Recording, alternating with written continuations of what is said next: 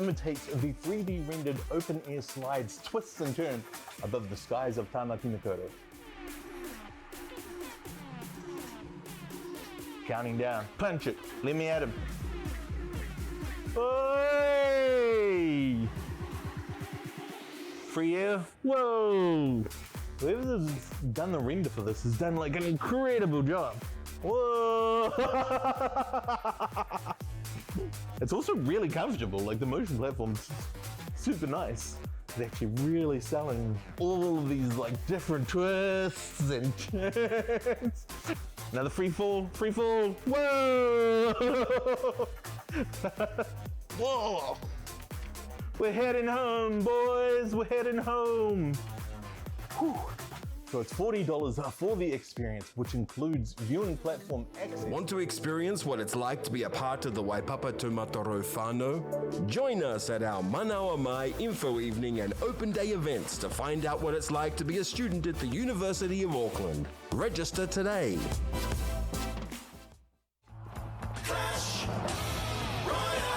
Up to triple elixir with the earthquake and plague, sudden death, and oh my gosh, at the last second.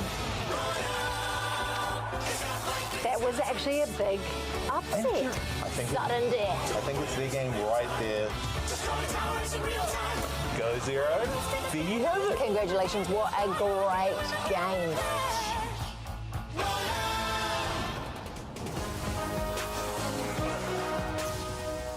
Ladies and gentlemen, with stage 1 of the UOA LPL Pro Clash Cup ANZ Season 1 finishing out yesterday, we're here for the first night of stage 2. My name is Proto, and joining me once more is Astro. How you doing tonight? Thanks, Proto. Good evening, all. My name is Astro, coming to you live from the LPL studios in the Sky Tower from Auckland, New Zealand. And what an amazing set of matches we had yesterday as the top 6 players battled out for top seeding positions for Stage 2 today, who, of course, will be joined by SB and Orange Blizzard to make up probably the strongest players, the strongest 8 players in the ANZ region. Professor Live, definitely one of my highlights from last night. Well, a quick reminder for those of you tuning in for the first time, a little bit of an explainer of how we got to where we are currently. We started off with 200 plus players coming through open qualifiers. 16 of those moved into stage 1. We are left with 8 now qualifying for stage 2. Every night, every match is a best of 3, including the unique deck sort of rule. You've got 3 decks available, or well, you can have 3 decks, but every time you use a card, it is then gone for the remainder of the night. Yeah, you can see this format kind of popularized by Supercell in many different tournaments around the globe. Players really have to think hard in choosing the right decks. I mean, you know, it can eliminate one-trick players, for example, but we won't be having any of that problem tonight. But it also makes for great entertainment value for our audience as players have to decide on new strategies. It really does. And speaking of strategies, we have some interesting things available up for grabs. Obviously, we've got the prize pool, $10,000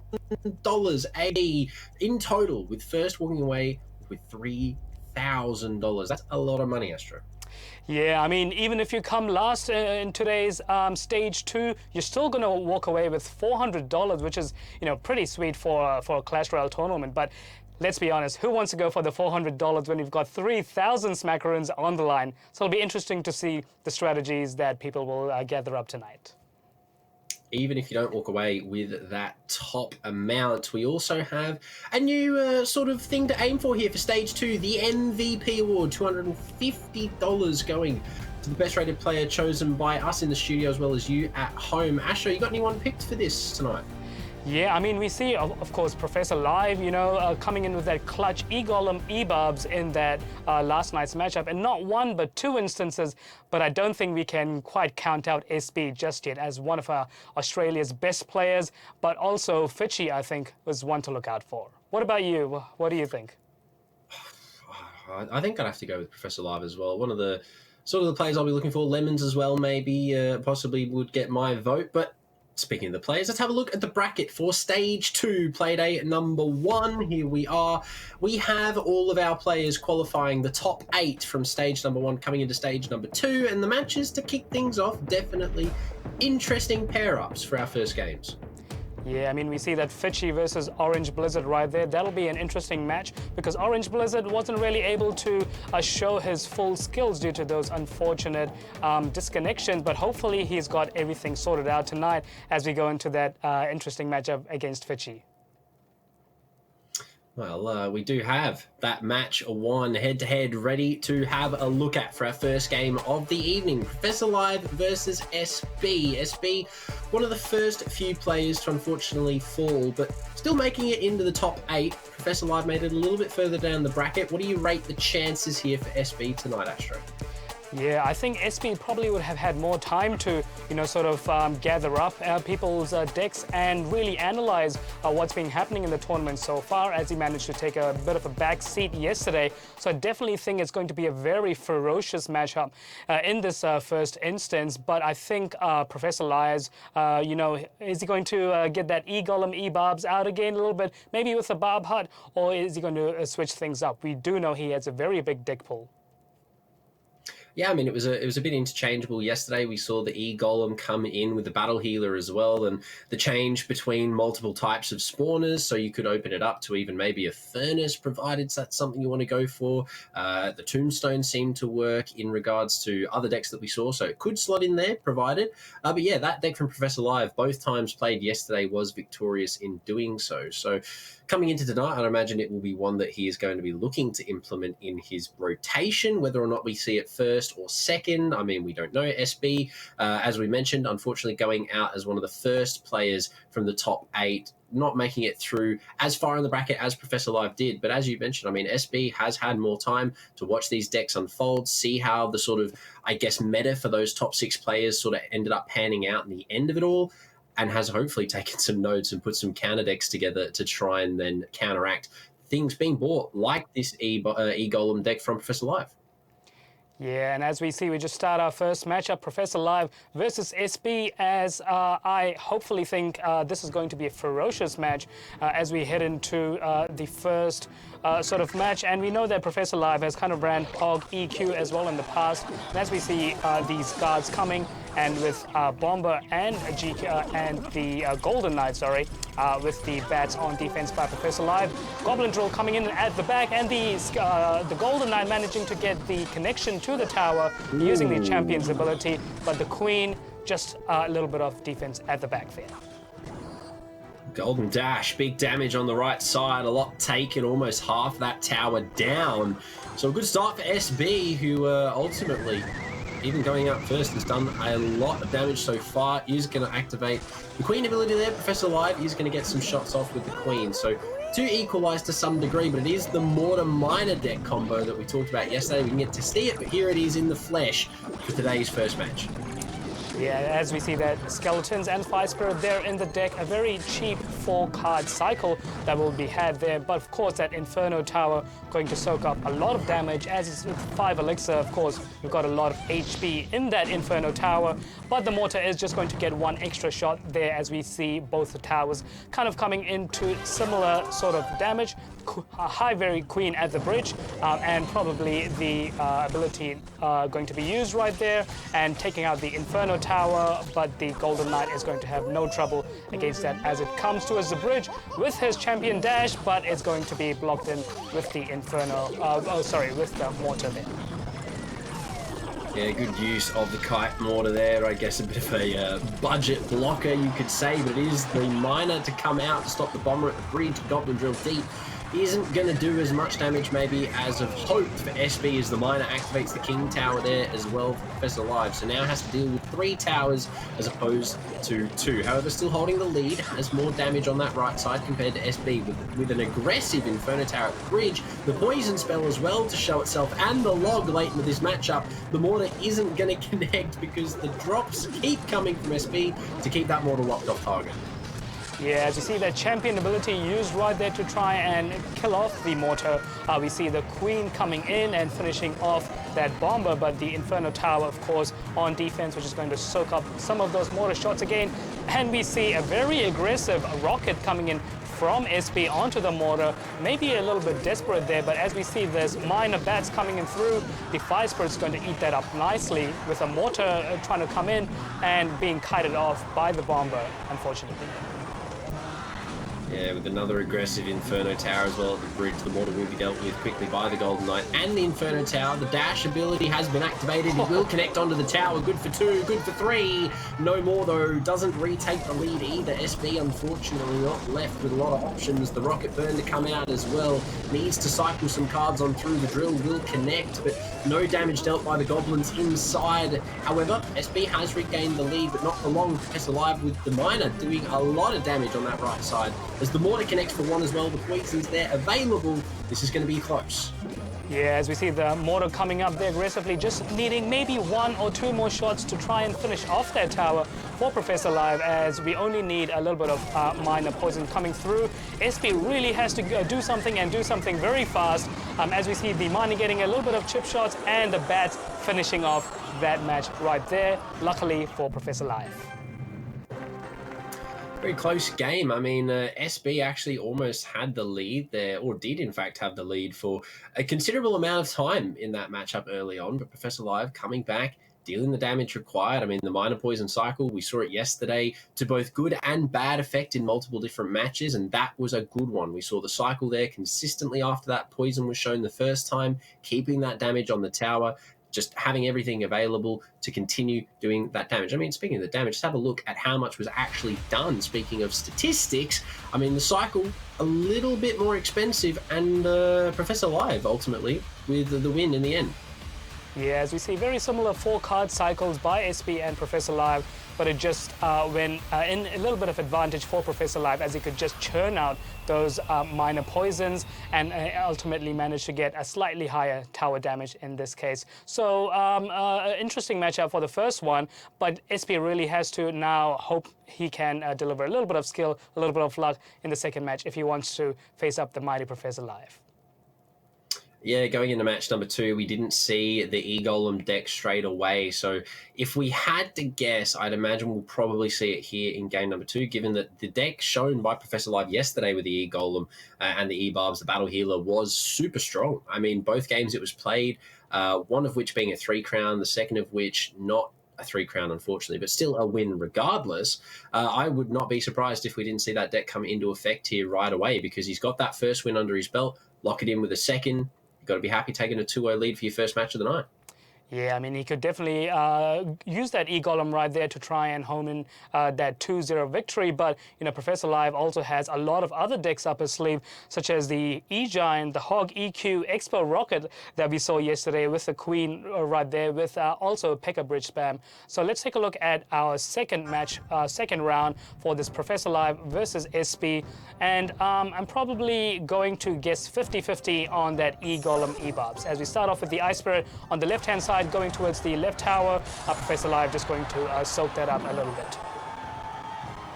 Well, it's going to be the return mortar here from SB, and there you go, the Barb Hut locks it in. It is going to be the E-Golem deck.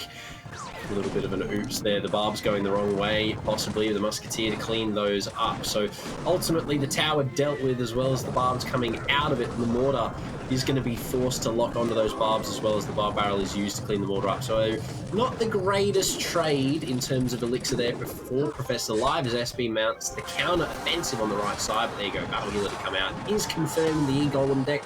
No real surprises. Yeah, as we see, LetsPlay.Live really wants to be confident in this matchup, knowing that he cannot take any risks with a player like SB. So we see that E-Golem coming in, but against a mortar, I don't really think this is a good matchup for SB, as the E-Golem can just overwhelm that mortar, especially in double elixir time. As we see the dragons cleaning up the mortar and the Electro Dragon coming onto the bridge, SB aiming for that King Tower activation. Unfortunately for him, the timing or the placement was just off slightly, as we see the Barb Hut coming in from for defense from LetsPlay.Live. I mean, as strong as this deck was yesterday, Astro, at the moment, doesn't seem to be doing as well as it did, and maybe SB reading into that a little bit with the picks he's made, but we are yet to see the E-Golem. The rest of the deck, I mean, the E-Barbs as well, possibly in rotation here for LetsPlay.Live, yet to be used, so having all of that available as a sort of, well, we know what the cards are, and I'd assume SB, if he's done his homework, would know the deck that LetsPlay.Live is bringing right now, especially now with the E-Golem being shown at the back just before we go into double elixir. This is when the push starts to be built up, and SB's defense is going to have to be impeccable here. Yeah, as we see that E-Golem coming in double elixir time, he's really starting to build up a humongous push there on the left side with double dragons, healer and rage coming into that mortar, and we see that the E-Golems are going to give 4 elixir for SB. So can he use these 4 elixirs to his advantage? And we see a miner coming in on the left-hand side right there, but this minor mortar variation was also run by Professor Live in the previous match. So does Professor Live have the upper advantage here, knowing that some of the strategies that SB might use? Definitely seems to be the case. Professor Live almost read into by SB, and you do have to sort of respect the choices made. This miner deck so far completely outcycling Professor Live with the E-Golem deck right now. Is just not having any luck whatsoever. The Tornado shows itself late, the Royal Delivery there shuts down what's left of that E-Golem, and very quickly this push dwindles on the left side. So much damage being dealt, but it's a good game for Professor Live. He knows that even in the time left, or at least he's thinking that in the time left, there's not really much that he can be able to do. SB still has some damage left to find, or a considerable amount of damage to find on this left tower, but I mean, Professor Live, if he can find the push and make it happen, could definitely still be his game. Yeah, that's right. And we see that Barb Hut coming in on the left-hand side. So Professor Live really wants to build in those barbarians, as he is probably homing in for a really strong push in triple elixir time. And of course, that Royal Delivery really a big card for SB in terms of taking out the E-Golems, those little pups that we have got there, and really getting him the advantage in this case, as we have 665 health left on the left-hand side tower. SB just needs to get a couple more miners in and maybe another poison in, and it should be good for him. Or can Professor Live, like yesterday, turn this thing around in the very final minute and go in for that sudden victory? Could be. A lot of cards coming over the bridge. They're stacking up with the Rage. The Valkyrie there to defend the E-Golem at the bridge. Aggressive on the left side. The Miner does connect, but the push so well dealt with. The Musketeer in the back dealing absolutely devastating blows. The Valkyrie in the midst of it. The Miner down to 259 HP on that left side. The Poison on the field. The Miner there as well. It's a good game indeed. SB reading into the play perfectly. Professor Live, there's not a lot you can do when you get read like a book. Yeah, I mean, he got quite lucky there yesterday in not one, but 2 instances, but unfortunately couldn't pull that off a third time today using that E-Golem Barb Hut deck that we had there. He couldn't build up a strong enough push because we saw that log coming in, Royal Delivery just eating up everything that, Professor Live kind of threw at him. Professor Live, for SB as well, the miners and poison making a really good value on the map. I mean, look at the damage. Professor Live only able to find 500 damage pretty much overall, which is just nothing. Nothing at all compared to the success that he found yesterday with the exact same deck. So maybe that sort of indicates that it may have been just that one-off pick for him. I mean, you look at how it played out, just SB having the amount of micro tanks that he had available. I mean, the Valkyrie, he had the Musketeer hitting the big shots in the back. We had the Log, the Royal Delivery, just able to clean up all of those E-Golemites that were left around after it had popped initially. And there was just so much cleanup available for SB. With the Log, with that Royal Delivery, you just drop them both in tandem and everything is just wiped off the face of the earth. The Musketeer for the Dragons, it was really well read into. I mean, the Minor Mortar, the Mortar to draw the Golem even as well. It was just the constant cycle just completely shut that deck down. Yeah, that's right. Impeccable defense by SB in that case, as we saw.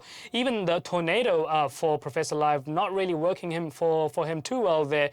Tornado normally gets a lot of value, but in this case, because the troops were so scattered out, he wasn't really able to get in much. Even with that Rage, couldn't quite build up a strong enough push in that case. So what kind of decks are we expecting for this third matchup, as we see things really evened up? And I'm sure Professor Live is kind of chewing on his nails as to what deck he might be running next.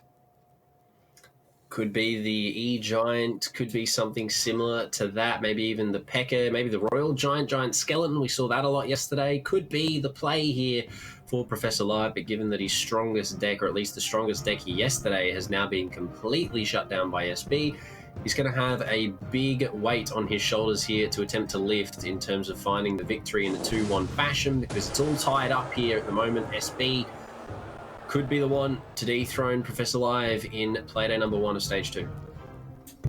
Yeah, as we see that snowball coming in from Professor Live, just cycling a little bit onto that right-hand side tower, and people and SB and Professor Live just kind of eyeing each other out at the moment, just kind of trying to see what each other might play, or might they leave it for that 1 minute 30 mark, as has been happened in the case in the past, or maybe leave it for that double elixir time.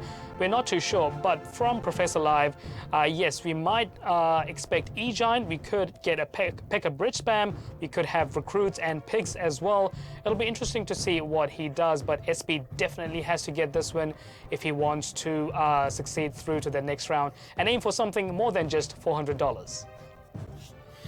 Well, I mean, being knocked out rather, as the first two, him and Orange Blizzard as well, obviously going first in the lower bracket, to come back and put on a performance like this in your first game of Stage 2, given that Professor Live made it as far as he did through the upper bracket side of things, or at least the Stage 1 bracket, should I say, this is a really good showing from SB so far. He's had a really good game, and indeed it will be the rundown all the way to a minute as double elixir will hit, and then I'd imagine we're going to see some pretty big cards from both of these players as the troops start to be split at the back, pushes begin to accumulate.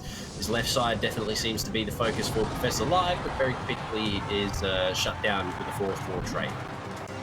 Yeah, as we see that fireball being shown in by SB, and also that Mother Witch coming in, so we're going to get a little bit of a good value for SB in this case. And we see that Skeleton King coming down now here, so do we expect a little bit of swarm troops from SB? We see that Goblin Cage coming in there, but Professor Live just aiming to use his recruits on the bridge to defend against his Skeleton King, so it's going to be get eaten up quite nicely there.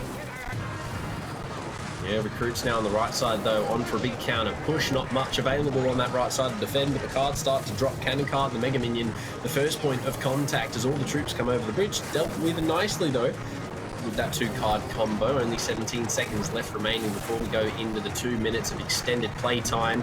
And at the moment, not really a lot hitting for either player. The fireball shown there by Professor Live. 1 card remaining could be the Royal Hogs that we talked about. The recruits again once more at the bridge, aggressively looking to put hard pressure on this right lane as we go over into overtime. Yeah, that's right, and SB has got that fireball running, and he could use that on Flying Machine, he could use that on Royal Pigs, he could also use that on the Mother Witch, so Professor Live is definitely going to try and bait out that fireball so it does not get used on the pigs, for example, so that it can get value. As we see the left-hand side tower of Professor Live, the graveyard's being activated, and it's not really going to get too much damage as we see some of that Mother Witch, Royal Pigs, Cursed Pigs coming into play.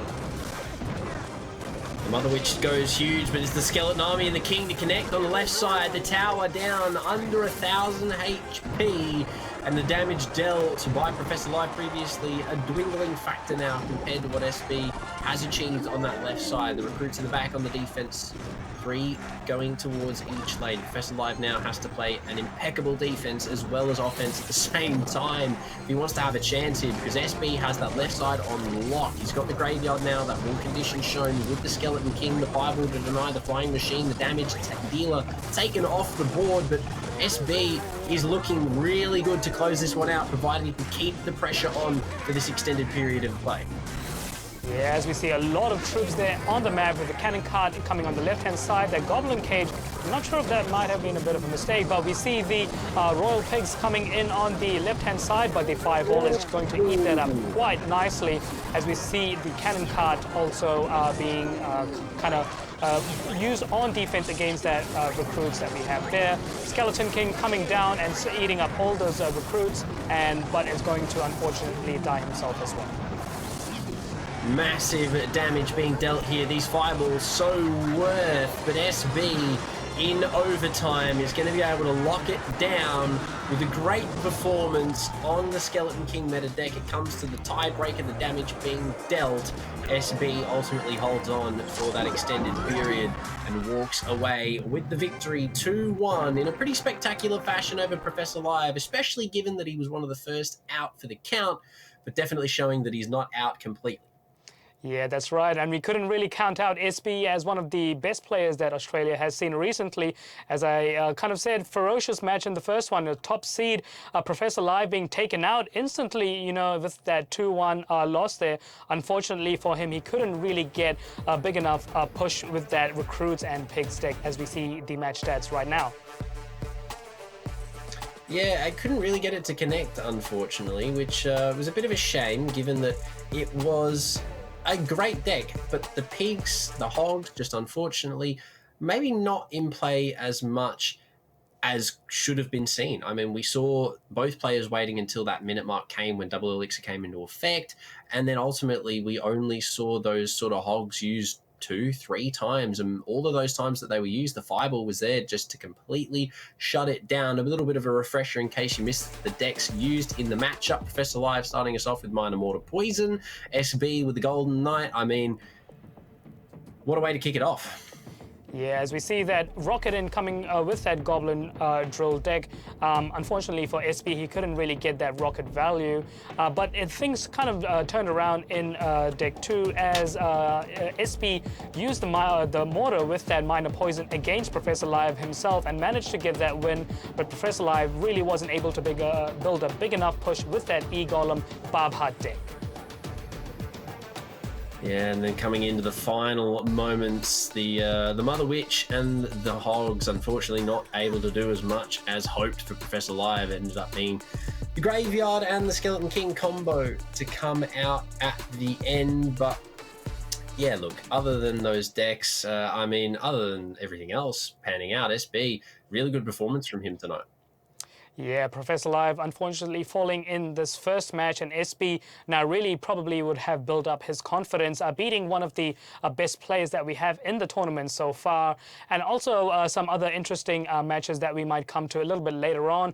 Default versus Zolnino, Fitchy versus Orange Blizzard. So those are definitely will be also interesting to see whether the expected player will win or not. Well, match one, an absolute heater. We'll move right on in to match number 2, the head-to-head. The next match for the night, Default versus Zolnino. I mean, we spoke about ladder. Doesn't mean anything in the grand scheme of things. Default, a really good game from him yesterday, but Zolnino also showing he's ready to come into stage 2, looking sharp. Yeah, Zolnino, I mean, is he going to be using those off-meta decks like we saw in the previous matches we had? Or is he probably going to go for something more on-meta and something a little bit more predictable? We're probably yet to see. But, you know, Default, once again, a very strong player himself as well, taking out SB in one of the previous matches. So it'll be interesting to see whether he can do the same with Zolnino or not. Before we head into game number 2, we would like to thank our sponsors. Roccat. Feel the impact with the Vulcan 122 keyboard. It's the best keyboard Roccat has ever built. Seriously. Available now in all your local tech stores and online. So make sure you go and check those out. Thanks once more to Roccat. We're going to head on in to game number 2, match 2, Default versus Zolnino. I mean, what are your expectations from this, Astro? I mean, we saw how they played yesterday. It looked absolutely awesome. Coming into tonight for stage 2, a lot more on the line. Obviously, are you expecting any play style changes or relatively the same? Yeah, I mean, we know that Default has run the Minor Poison Queen in the past as well, and also that Drill Wall Breaker deck, but with the Zappies and the Tombstone, might we expect some sort of Skeleton King Graveyard or maybe a little bit of, you know, Recruits again?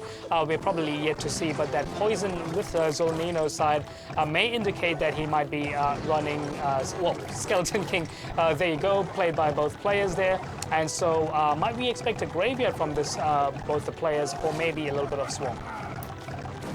Yeah, I think it's going to be a dual sort of Graveyard Poison King deck, possibly, but the champion ability to be popped, an absolutely amazing fireball in the back to deal with a Hunter, and everything dealt with at the bridge perfectly by Default's side. Not a lot of damage conceded whatsoever, a little bit of a counter push with the barb barrels, some damage looking to be dealt, but unfortunately nothing to connect as Mother Witch will get a couple of Hogs on the field before she's taken down by the Poison. The Hogs are going to connect for a couple of hits themselves, so Default's got to be happy with how that one turned out.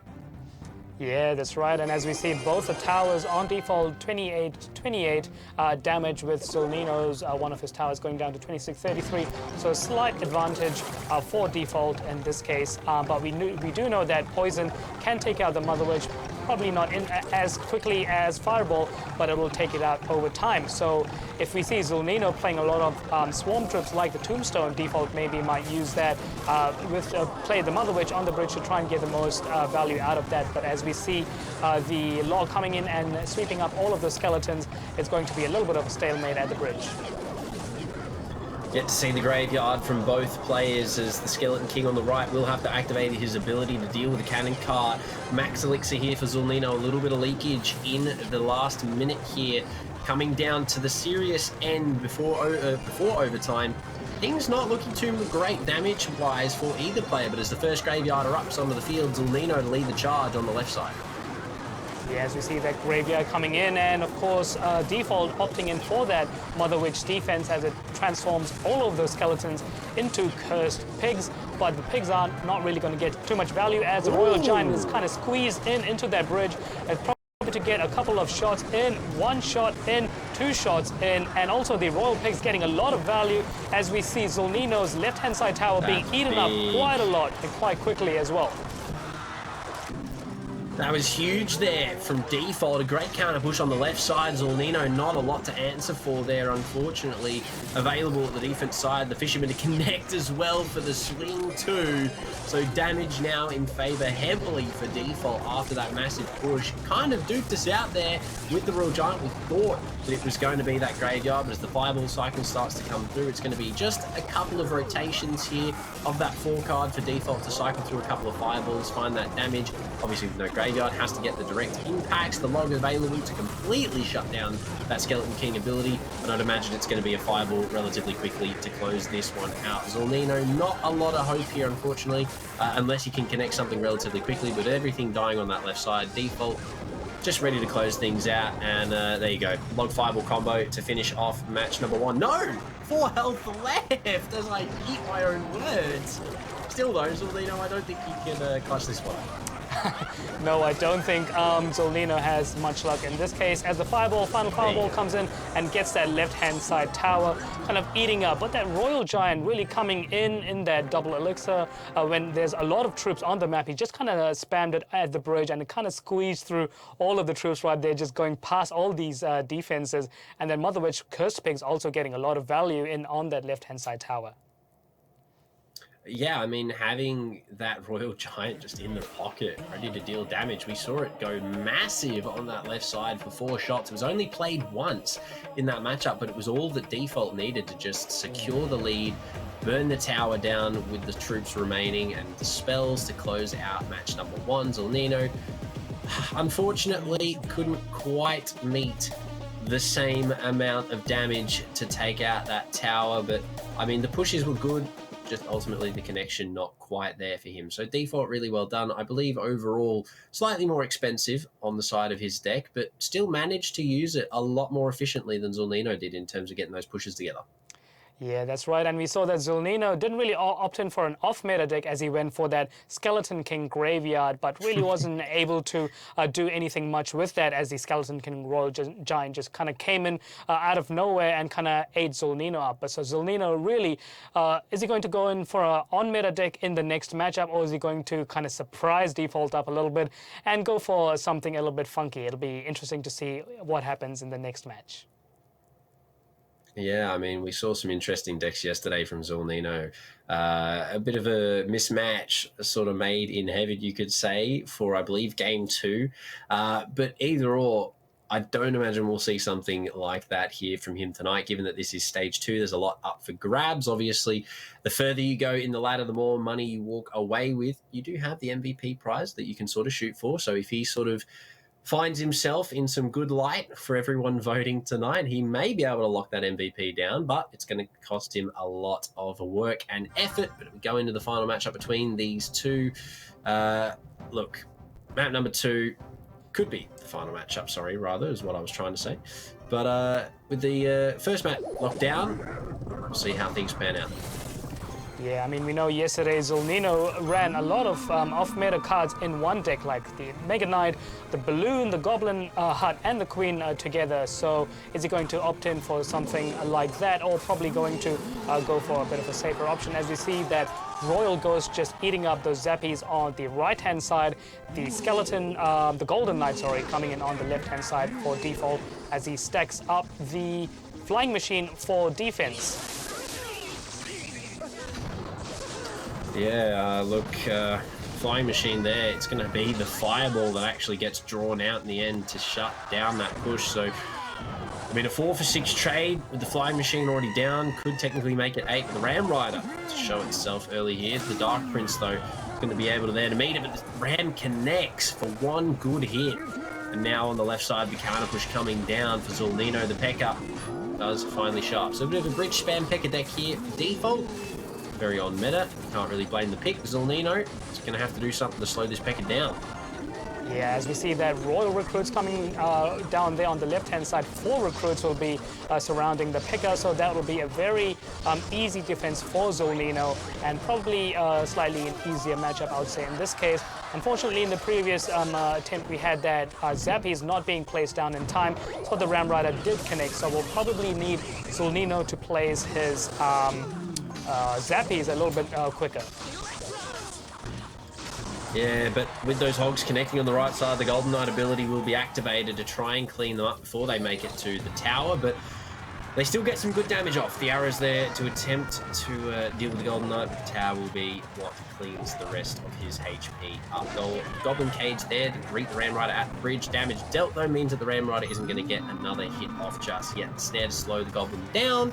It's not going to stop him too much. The Royal Ghost will be the one that deals the final blow as the P.E.K.K.A starts off in the back. So a big push being built up here by default just before overtime. Can he get the connection onto the right, or can Zolnino swing in from nowhere and take the left side with force? Yeah, as we see that Royal Hogs being spammed at the bridge is probably going to make it to the tower. The E-Bobs come in as well as the Fireball and the Electro Wizard for defense. That's going to be very good for Zolnino in this case, as he's going to take down at least about 1,000 damage on the left-hand side. But the P.E.K.K.A is going to be defended by the Zappies. But unfortunately, is he going to get anything down in time? P.E.K.K.A no. unchecked. Gets P.E.K.K.A 1 shot. Unchecked. 2 shots. 2! Go for another! No! The recruits, they take the aggro, save Zolnino, I can guarantee. Very scared of how that one was going to pay out. The Hog of the Breach to come forward, a lot of damage being dealt. We see the tower start to go down in hundreds as it goes down to 700. This is dangerously low. The arrows there to do so much more, but the right side, the E-Barbs, looking like they're going to be able to clean that up as well. Default towers both now dwindling at very low amounts of HP. Zolnino, an absolutely amazing set of pushes to connect the Ram Rider to join onto the tower, will get its hit on the Golden Knight there. 300 health. It's starting to go down. There you are. The poison as well in the late seconds of that round. Default, in spectacular fashion, holds on for just that little bit longer to lock out game number 2 for our first 2-0 of stage 2.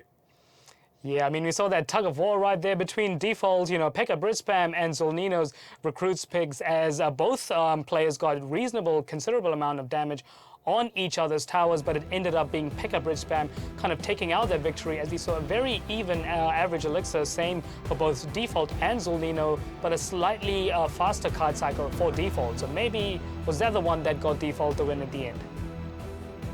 Could be. I mean, having the bridge spam there, especially with the P.E.K.K.A backup, just keep those cards flowing onto the board. I mean, the Ram Rider really putting in the work there for default.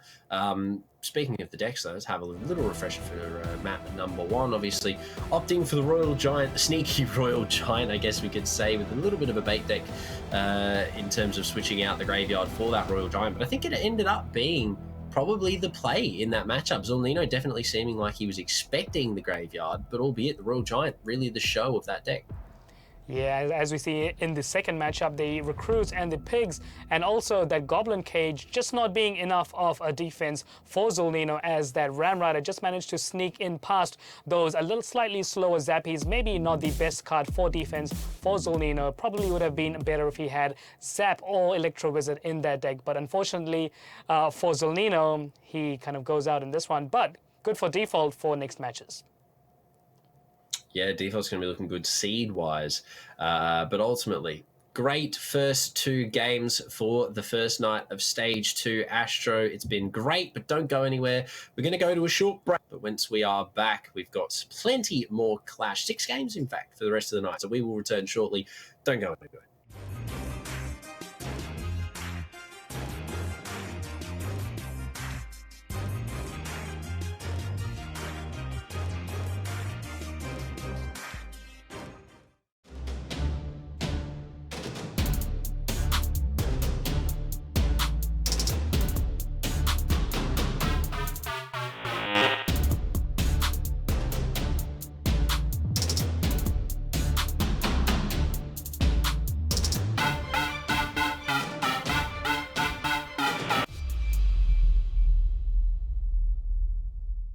My world is my storytelling. My world is diverse. Our world. My world is astrophysics. It's always been a dream of mine. I don't know what my career pathway will be.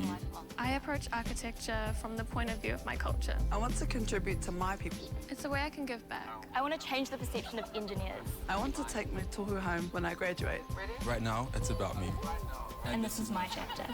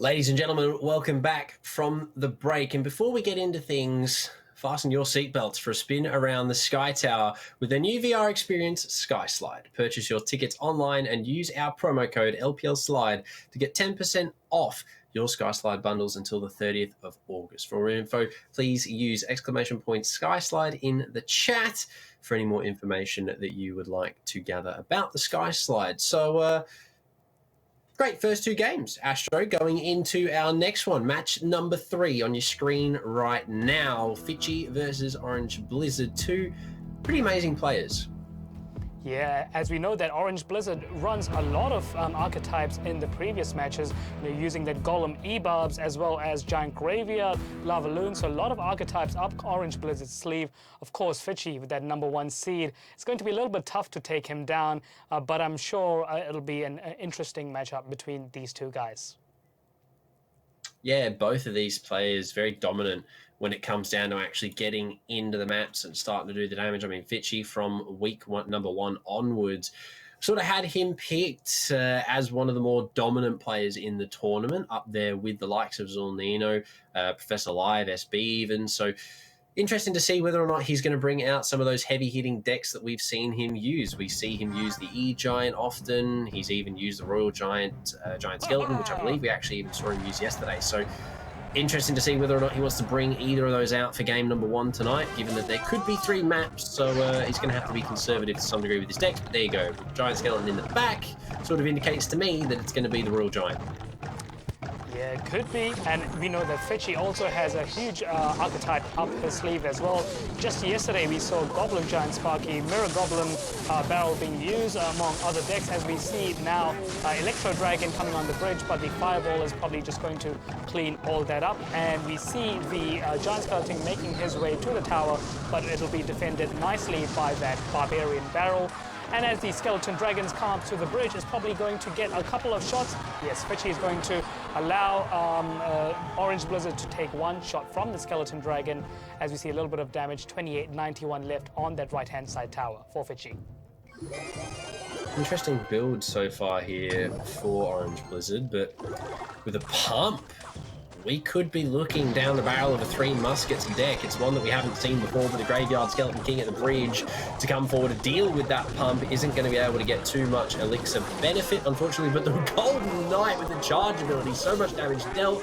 It is going to be the Skeleton King's ability as well. A lot of damage dealt, though, on that right side, almost completely demolishing that tower. Fitchy very happy with how that one panned out. A good game, even. Orange Blizzard's got a lot of catching up. Yeah, that was a very interesting play by Fitchy. The Graveyard coming in the pocket, just going in for that pump, and we saw that Skeleton King coming through with all those shots as well. But Fitchy is going to eat up Orange Blizzard's right-hand side tower, and Orange Blizzard with that oopsie sound a little bit there. It's probably going to just sacrifice that tower, and therefore is going to use the pump on the left-hand side, as we see the Tombstone coming in from the Fitchy as well from left-hand side. The Golem by Orange Blizzard hopefully can do some damage in double elixir time. Well, there you go. It wasn't 3 muskets, it was the Golem to start off his run in the back on the left, and Giant Skeleton coming to greet him at the bridge, as well as the Inferno Dragon, the 2 big tank busters available for Fitchy. He's got the ability activated on the right too to shut down the Mini P.E.K.K.A, but the Tornado to drag the Giant Skeleton away. It's going to change the aggro off. The Golem will be able to connect, but the Inferno Dragon's dealt with it momentarily as the Golemites connect onto the tower. 113 damage left for Fitchy to find. He just needs to hold on for the defense, but at the bridge, another Golem to come across. But look at the troops building up. The Electro Dragon is there. The death damage from Giant Skeleton is going to be huge. The Fireball used a little bit early here from Fitchy, but I'd imagine he's just going to be able to cycle it over. No, he's not even going to need to. The Zappy going huge on his lonesome on the right side to lock it down. Orange Blizzard couldn't quite make it on the left side. Fitchy to close out game 1. Yeah, and you know that Orange Blizzard's really good with that Golem pump deck, but unfortunately in this case, he wasn't really able to get much value out of that pump, as you know, Fitchy just kind of went ham in on Orange Blizzard. As soon as he put a pump down, he just put in pressure at the bridge, and Orange Blizzard just wasn't able to build a big enough advantage in this case. I mean, statistically speaking, we look at everything available. The costs of the decks just a little bit more expensive on Orange Blizzard's side of things, and I think that's where Fitchy sort of realised that he could do a lot of damage provided he played on the aggressive side of the card. As soon as that pump went down, it's an expensive venture, and Fitchy read into that perfectly, played his cards at the bridge, had that graveyard ready to go, the Skeleton King for the backup, and that tower was as good as gone. So great reads from Fitchy, unfortunate there for Orange Blizzard. So Fitchy good, looking good at least to lock it out in 2, provided he can keep the momentum up going into map #2. Yeah, I mean, 1-0 is definitely good for Fitchy right now, but that no more Golem for Orange Blizzard. So what else is he going to use for second match? We know in the previous shows, Orange Blizzard has used Lava Loon as well. So might we see that? Might we see Giant Graveyard, or maybe the Golem, the Royal Giant with the Skelly King and Mother Witch as well, as he has used twice in the previous ones? Yeah, possible, but the Skeleton King here for Orange Blizzard this time, so maybe a deck swap to some degree is... Okay, well, Fitchy, he's teasing the E-Giant, something we haven't seen from him in a while. It could be the mirror version of the deck, provided he hasn't played anything else behind it at the bridge just yet. And I'd imagine as a charger on up, we are going to see that mirror, possibly if he's got the right cycle at hand, but all of these cards on this left side just demolishing that E-Giant. There you go, the mirror to come out. So the mirror E-Giant deck we saw in week 1, the Royal Giant at the bridge to counter Orange Blizzard. He's going to have to hope that he can deal the damage here that he's required to take the lead. Yeah, as we see that Royal Giant getting a couple of shots there on Fitchy's left-hand side tower. The mirrored E-Giant with the mini picker just going to be surrounded by the skeleton army, but the E-Giant is going to make to the tower and is going to allow the mini picker to get a couple of shots and probably going to eat up that tower. Just Orange Blizzard just does not have enough elixir to defend this massive push by Fitchy. Yeah, and I think the good game call there is definitely one worthy as the E-Giant starts to smack away at the King Tower as well, about 1,000 damage dealt. And when you look at that in comparison on Fitchy's side of the board, he's only really conceded about 1,000 all up. And as that second E-Giant, third E-Giant even, starts his way in the back, the Archqueen to show herself here to help deal with the Royal Giant as he's pushed all the way up to the tower to the point where he's barrel stuffing it. The damage is being dealt, the tower not taken down, and this E-Giant slowly makes his way forward to the King Tower looking for that 3 crown. Fitchy is hungry to take it, and there's the mirror. Orange Blizzard now has a lot on his plate to deal with.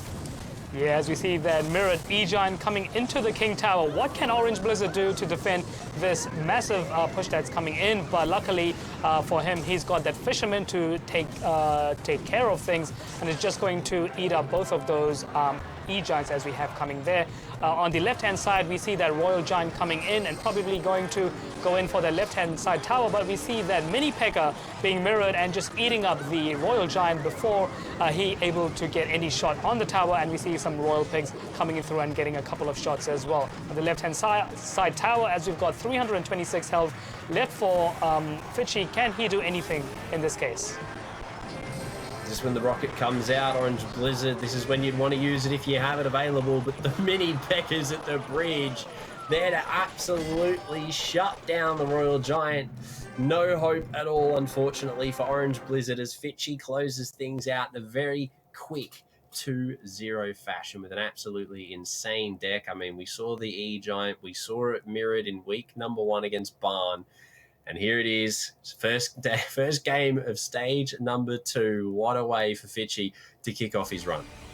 Yeah, 2-0 win. Fitchy's definitely going to be happy about himself for using those decks right there against Orange Blizzard. 3.4 average elixir, so slightly cheaper than Orange Blizzard, even though that he has got a massive 8 elixir, Electro Giant in there. Still managed to get that deck cheaper than him. Just managed to cycle out those E-Giants, those mirrors, and just managed to, even aim for that 3 crown. The fact that he was able to keep an E-Giant down for majority of that matchup, I mean, was pretty insane on the cycle side. But the rest of the decks that Fitchy used for the matchup tonight, I mean, I say the rest, there's only one other. It was that sort of bait and switch with the Skeleton King Graveyard. We thought it was going to be the Royal Giant, but it was the Inferno Dragon to take its place to deal with those tanks, possibly expecting the Golem Pump from Orange Blizzard. Yeah, Golem Pump wasn't really Orange Blizzard's luck tonight, but as we come into deck 2, we see Orange Blizzard running that Royal Giant with that Mother Witch, but unfortunately for him, Fitchy wasn't running a lot of spammy troops, except that Bats right there, but he was just able to get that E-Giant and the Queen and the Mirror right there, just cycling all the time, so it was just a little bit too difficult for Orange Blizzard to get any tower damage in that scenario.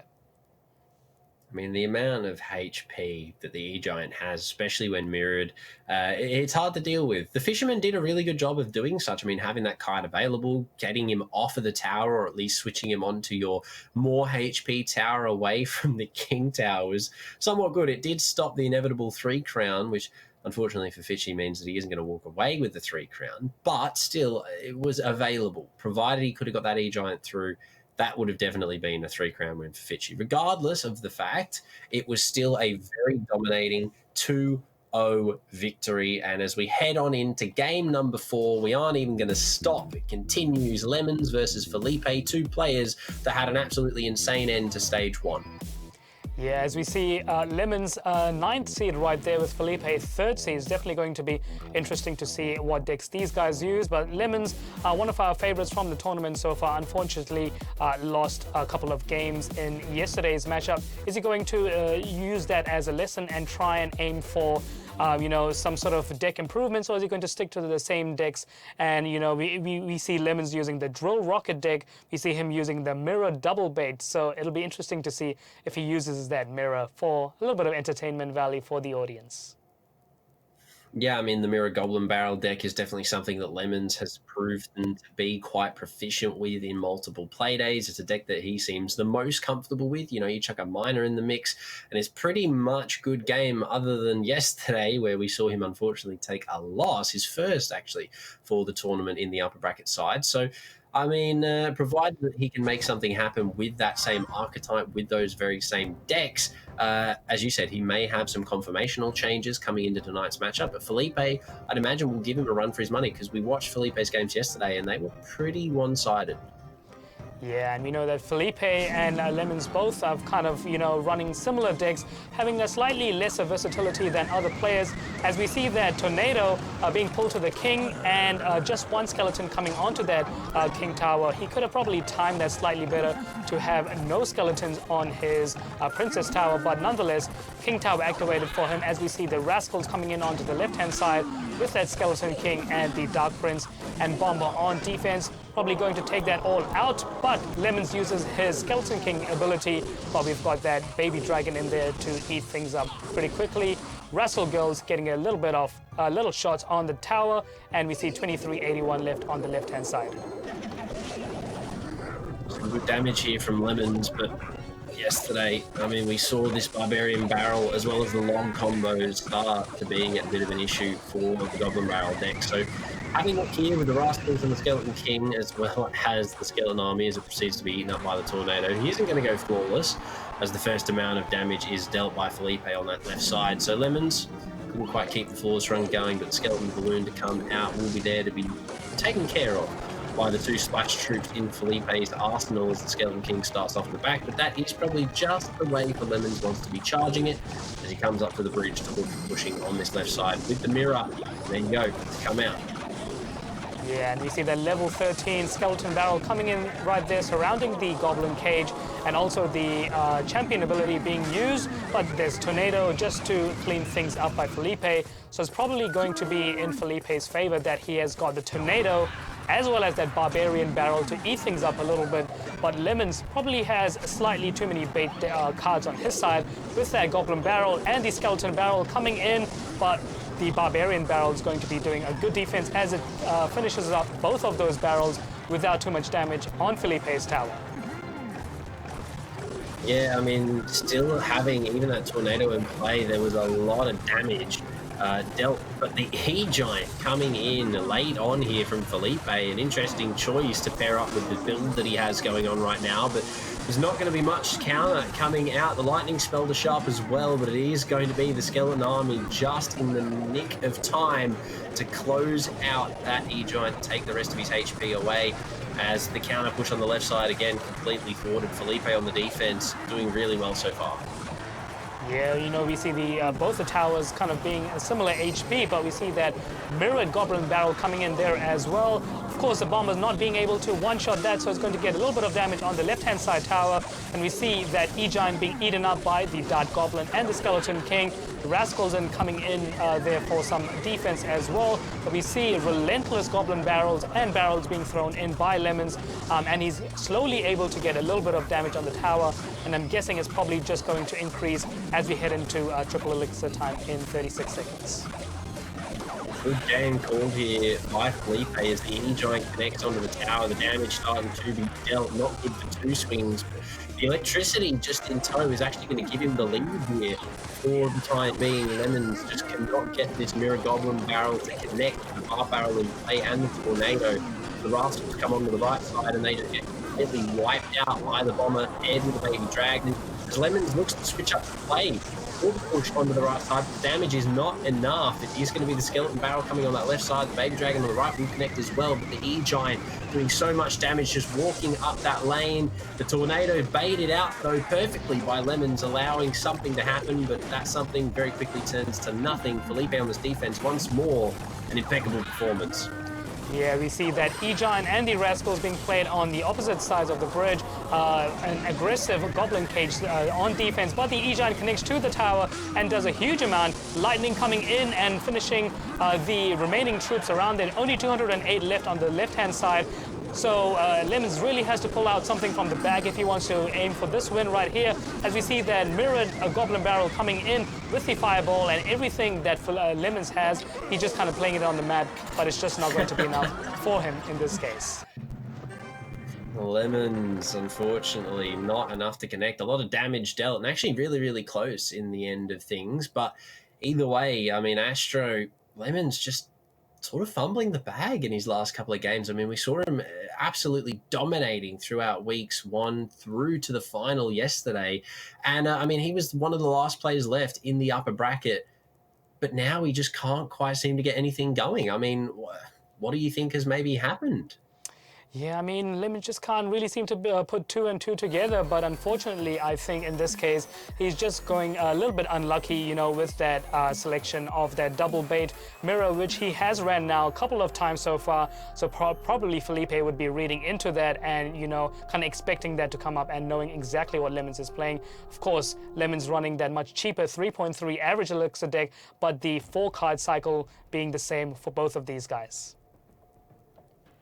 Yeah, I mean, we saw Lemons on those cheaper decks yesterday losing out to the more expensive ones. So maybe we see him change up to a little bit more expensive side of things in the next game, given that there is a possibility for 2 more, provided that he can take back a crown here in map number 2, sending us to 3. But Felipe, I mean, a dominant showing from him. I believe the 3rd seed in the qualifiers. So it's going to be rough for Lemons. If he wants to have any chance, he's going to have to put in some big work here. Yeah, and we see that now Miner coming in from that right-hand side by Felipe, which is going to be defended by a giant skeleton.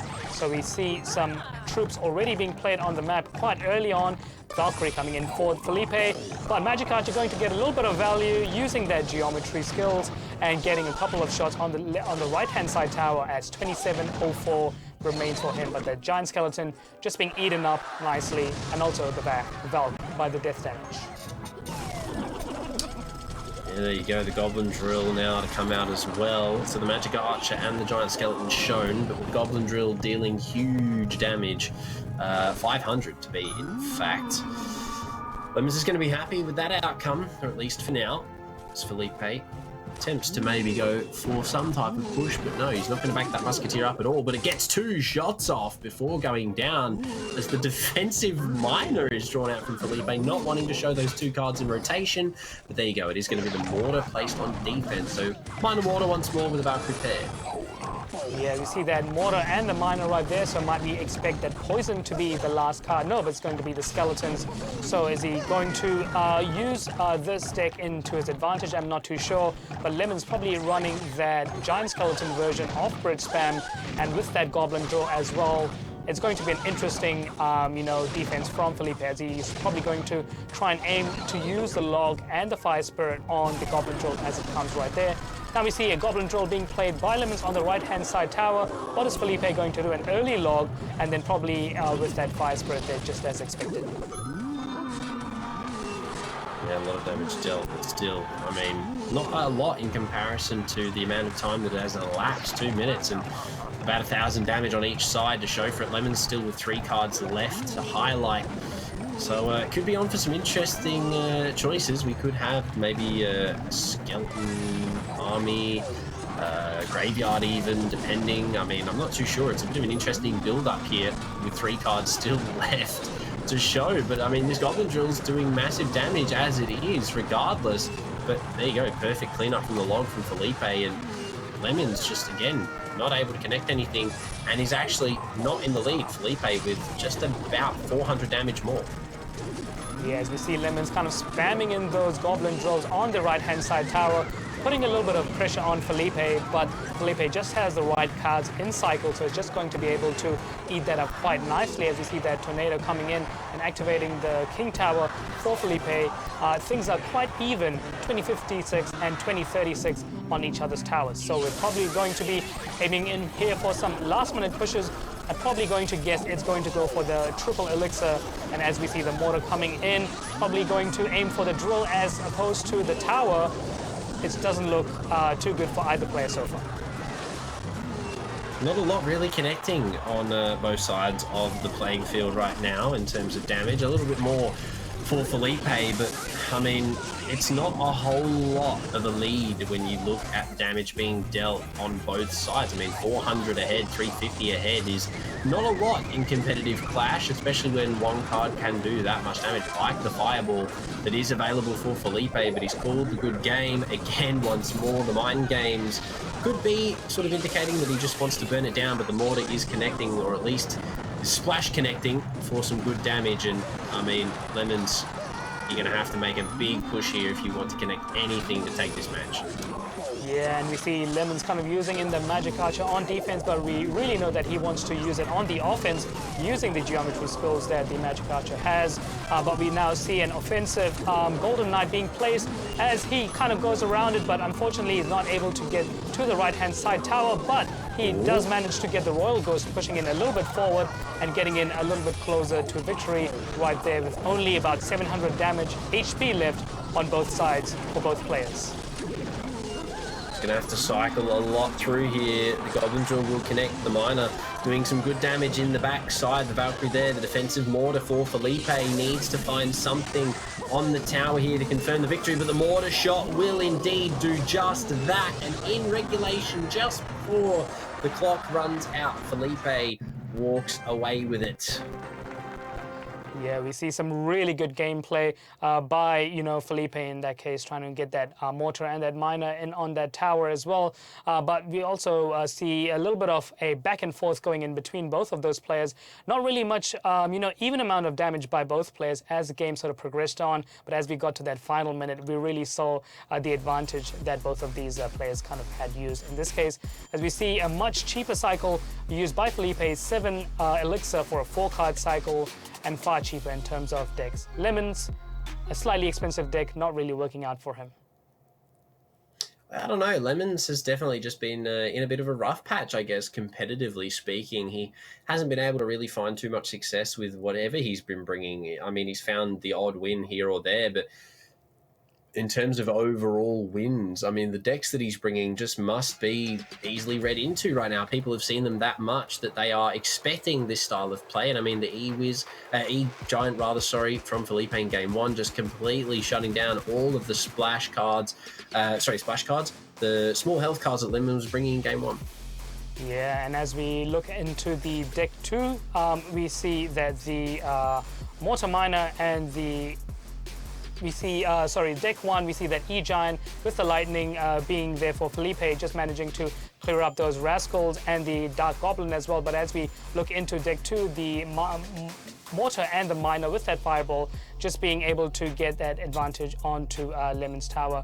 And the Goblin Drill, even though it being really good for Lemons, just not managing to get enough damage to get any victory. Yes, look, regardless of the outcome, Felipe played that Miner Mortar cycle really, really well, and things ultimately went in his favour. Another 2-0 to add to the tally tonight, Astro, but we are going to head to another short break, after which we will have some more Clash coming your way, so don't go anywhere, we will return soon.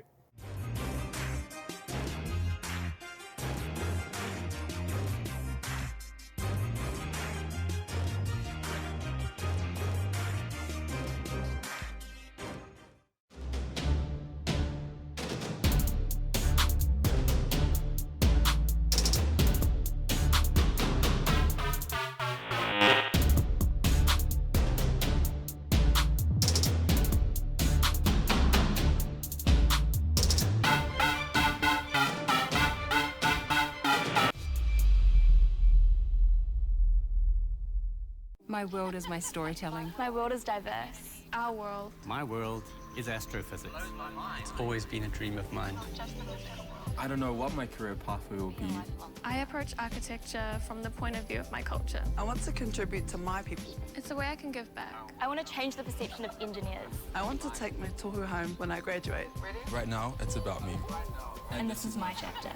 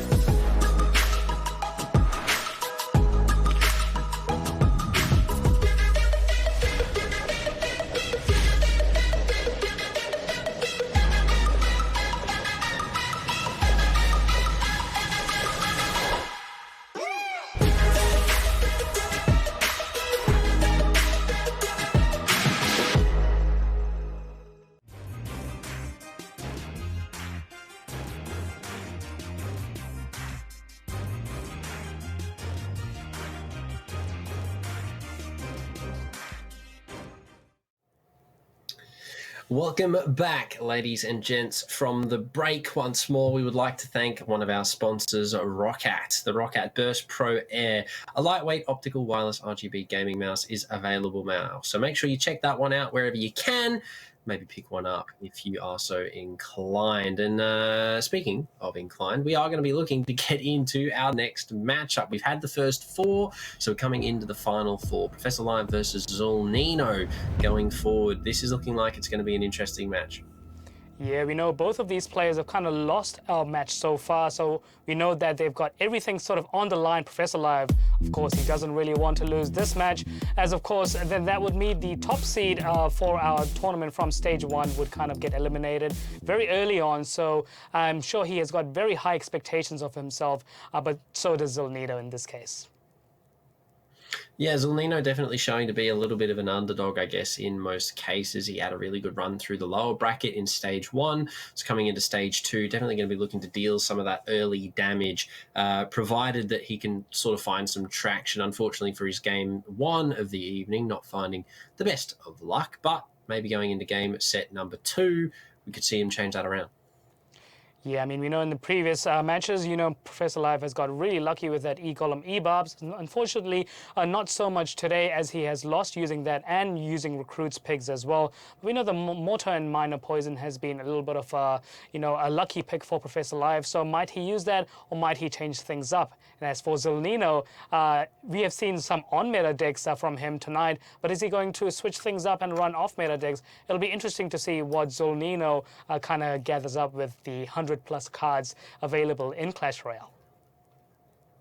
Yeah, there's a lot sort of to pick and choose from, I suppose, when you look at it in that respect. But either way, we will head into map number 1 of this matchup. Early bar barrel at the bridge. 10 elixir for both minions to counter a card that we don't see utilised too much in competitive Clash. So Zolnino could be looking for an interesting build here for map number 1.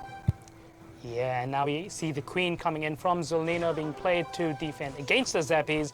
Queen also being played from Professor Live. So we're going to get a Queen versus Queen action coming in on at the bridge, where we see the wall breakers coming in on the left-hand side, which is not going to make it to the tower, unfortunately. Going to be defended nicely by the Mortar, and the Mortar is going to make it. Probably going to get one shot on the right-hand side tower as the Miner comes just a little bit too late. Hey, a shot on tower is a shot on tower. So Professor Live happy that the Mortar connected, I guess, for some damage, but either or. Just going to opt to kite out, and it's going to be the Graveyard paired with the Mortar. An interesting choice, but the Mega Knight from Zolnino, so a little bit of deck bashing here for him again, but the damage just huge from Professor Live on that Graveyard. The Mega Knight, even though it does have that splash damage and the instant splash, not able to stop that damage coming out onto that tower. A lot, in fact, for Professor Live. Yeah, a lot of damage being taken indeed by Zolnino. Only 1328 left, so less than half damage left on the right-hand side tower. So Zolnino definitely needs to start building up some damage really soon. He probably will be slightly out of luck with the wall breakers right there, because we've got the Mortar on defense. But very interesting selection of cards by Professor Live in this case. A Mortar and Graveyard and Queen, 3 cards that normally I don't see used in the same deck. Yeah, the Graveyard definitely a weird pick, I guess we could say, for that meta style. But once more, Mega Knight to come. Wall breakers at the bridge, attempting to do some damage on the other side. And they're going to be allowed to connect, actually. So a lot of damage for Zolnino there. But that push on the right side, going to town. The Mortar connects for 1. Can it get a second? No. The Barb Barrel there to shut it down with a Miner in tow. So Zolnino dealing with the issue very quickly, but still only 1,000 damage left on his tower before Professor Live walks away with it, unless he can get this left tower down and out for the count. Yeah, and we know that Professor Live has got multitude of win conditions on his side. He's probably going to use the Mortar more on defense to defend off against those wall breakers instead of playing it on offense.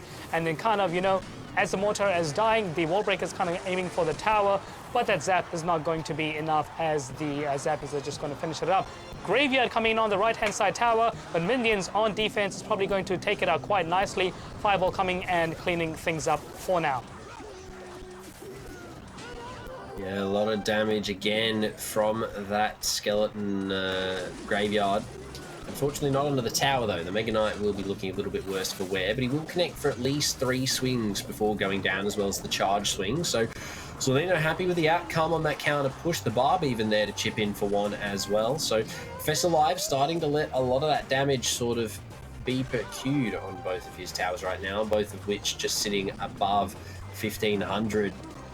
But Professor Live does still have that Graveyard, does still have a big push ability on this right side, as well as the Fireball to drain out if it gets to a scary point like it is now on this left side. The Mortar has to come down to stop the wall breakers. The Zappies, though, the huge players for this defense, shutting down that Mega Knight and the Miner now, but that is big damage for Zolnino. Yeah, as you see, the right-hand side tower just being cleaned up by the Queen right there. The Queen's ability coming a little bit too late for Zolnino, and unfortunately for him, he wasn't really able to defend that, you know, Mortar, Graveyard, a little bit too much for him in this case. Yeah, a lot of interesting builds, I guess, in that deck, sort of pairing for both players. Statistically, they had pretty interesting builds. I mean, 3.8 with a slightly, well, a lot more expensive of a cycle for card, 3 extra for Professor Live, but Zulnino, that slightly cheaper version, unfortunately not able to trump over.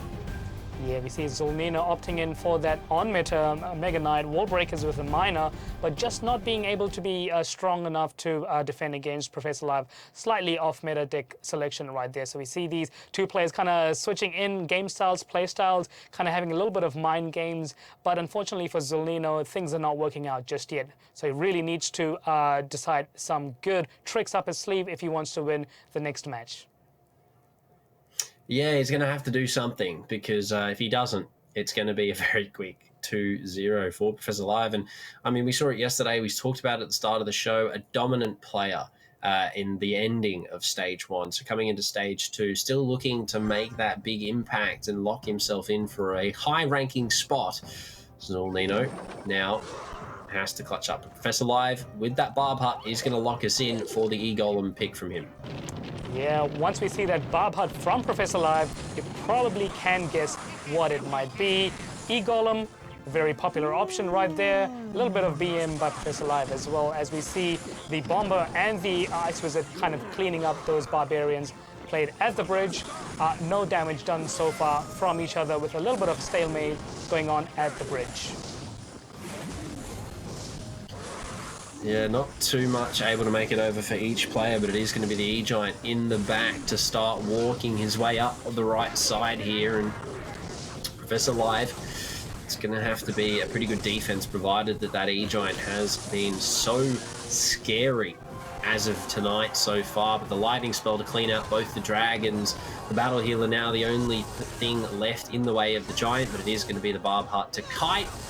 Look at the damage being dealt. I mean, the battle healer will be able to heal up some of that, but either or, big damage from Zulnino. An avid E-Giant enjoyer. He's definitely trying to put that to work here. Professor Live, a great defense so far. Yeah, as we see, no damage being taken by either player on each side. A little bit of stalemate going on at the bridge, but we know that E-Giant is going to have a little bit of a rough time with that extremely high HP Barb Hut building placed by Professor Live.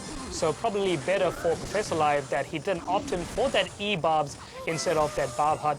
As we see the Goblin Brawler being activated from his cage, coming in and absorbing that heal spirit, and then the lightning incoming for Zulnino, getting the first damage of the night. Unfortunately, the Goblin cage not managing to get to the King Tower activation.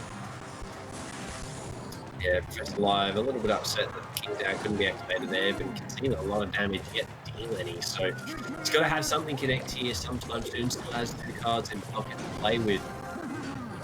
So I'd imagine we will see them, or I'd hope we will see them soon, provided that they're big win conditions, which I'd imagine they will be. The Golem get to sort of appear on the battlefield to make its way forward. So do we see that push start to build up on one of these sides here before we just go into overtime, or maybe he's waiting to hold on to triple elixir in maximum overtime? I mean, Zulnino currently has a really good lead damage-wise.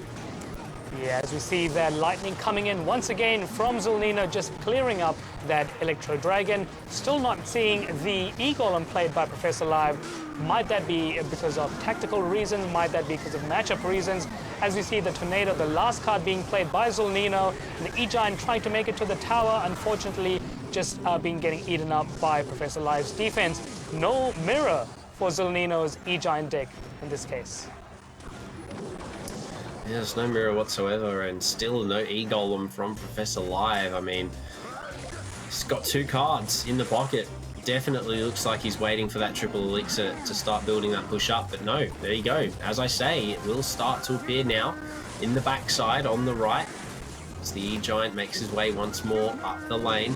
Lightning spell available to counter everything up here, and indeed it will. A lot of damage dealt. The Rage spell, the final card to come out, but Zulnino to connect. No, unfortunately shut down. It looked good, like he was going to connect, but the push from Professor Live ultimately ended up being the defense and dealing with all those troops. Yeah, luckily for Zulnino, he's got that Bomber running, which can just eat up those E-Golemites. And as we see 4 cards coming in from Zulnino, Dark Prince making the jump over the bridge, coming to the Barbarian hut, cleaning that up, and Zolnino putting a little bit of pressure on the left lane with the E-Giant at the bridge, aggressive. Barb Hut not being able to be used, but the Tornado comes in at the last minute being used. So 3 elixir loss from Professor Live in this case.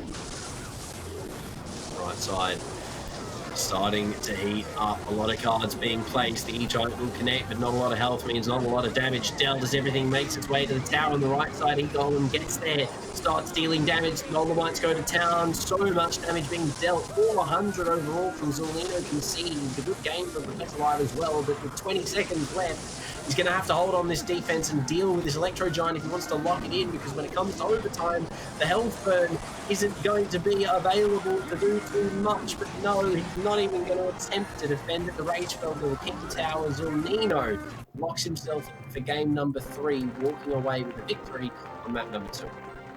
Yeah, I mean, Professor Live not even attempting to defend all that kind of things, cards coming at him right there. You know, that E-Golem Barb Hut wasn't really able to be used in his favor this time. But we do know that the Barbarian Hut can kite the E-Giant quite well, but we do see a little bit of a slip-up by Professor Live with that, you know, Barb Hut being placed too much on the right-hand side. Maybe that would be the turning point for the game for him.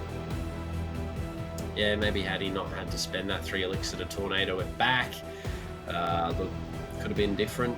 Obviously, a little bit of micromanaging going on could have made the world of difference. But in respects to both decks, in respects to what both players were bringing, Zolnino definitely working that little bit harder to walk away with the dub. And going into game at number 3, map number 3 now, I mean, Professor Live, if he wants to keep himself in it, he's going to have to go pretty huge here and bust out something relatively on meta just to be safe. I'd imagine that's what we'll be seeing, but at the end of the day, it could be anything. I mean, we could go for an off-meta pick, try and throw Zolnino out of it a little bit. Yeah, I mean, we don't really know what Professor Live might choose. He's picked on-meta decks, he's picked off-meta decks, a little bit of card cycles as well here and there. So we can't really know what to expect from him. But Zolnino opting in more for that on-meta style. Maybe he wants to really hold his ground and try and, you know, go in for those safe victories right there. So might he probably do that for this 3rd game? I'd probably say so, but we know that Zolnino, you know, he can, you know, pick any cards and make them into a good deck if he wants to, but will he do that in this case? I'm not too sure. Yeah, I mean, what we've seen so far, Astro, we've seen tanks come out from the E-Giant. We've seen that E-Golem, battle healer sort of combo, but to the effect that it's had tonight compared to yesterday, I mean, do you think people were doing their homework specifically after those matchups, seeing how prominent that deck was in the previous stage? Because right now it just seems to be really not having any effect whatsoever. Yeah, people will definitely be doing their homework, but there is a little bit of luck also being played into these matchups.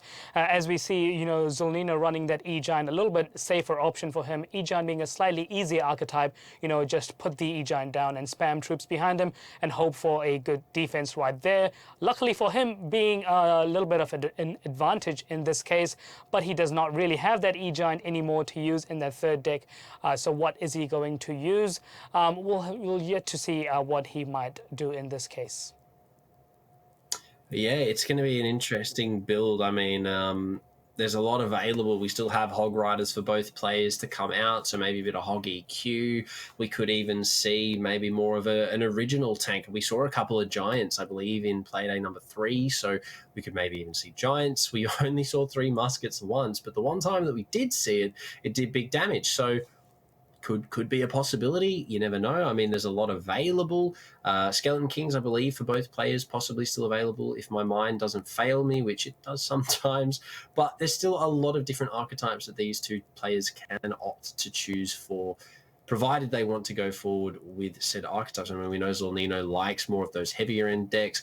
We know that Professor Live is pretty proficient with anything that you put in front of him. So, I mean, it is really just what both players are feeling for the night, but that could then lead to some issues provided we get maybe a bit of a cancel out from one deck. Yeah, we know Professor Live is quite proficient, as you mentioned, in multiple archetypes. As we see the Hog EQ still yet to be played, Expo Rocket also still yet to be played. And speaking of Hog Rider, we see the first Hog Rider of tonight being coming onto the right-hand side. The Mega Minion and Skeletons not being enough to completely shut it down, as we see probably 600 damage being done on the right-hand side with the Poison eating up the firecracker at the back. Yeah, a lot of damage dealt. And ultimately, a good start here for Professor Live on that right side. But there you go, it is going to be the whole EQ type deck for Professor Live. A bit of a cycle in mind. There you go, Hog Rider on the right side will be guided by the Bomb Tower from Zolnino, though. So Skeleton King, I'd imagine, paired with the Graveyard, maybe even the Skeleton Army. But either or, Zolnino sticking a little bit more on meta for the final game in this series. Yeah, Zolnino really needs to pick a good card selection of cards if he wants to win this final matchup, especially against a player like Professor Live. As we see, Professor Live probably hiding that Earthquake, which is going to be a little bit better for him in this case, since Zolnino is also running the Bomb Tower for defense in this case. As we see the Musketeer coming and cleaning up that Knight on the left-hand side, the Firecracker doing the same for the Musketeer as well.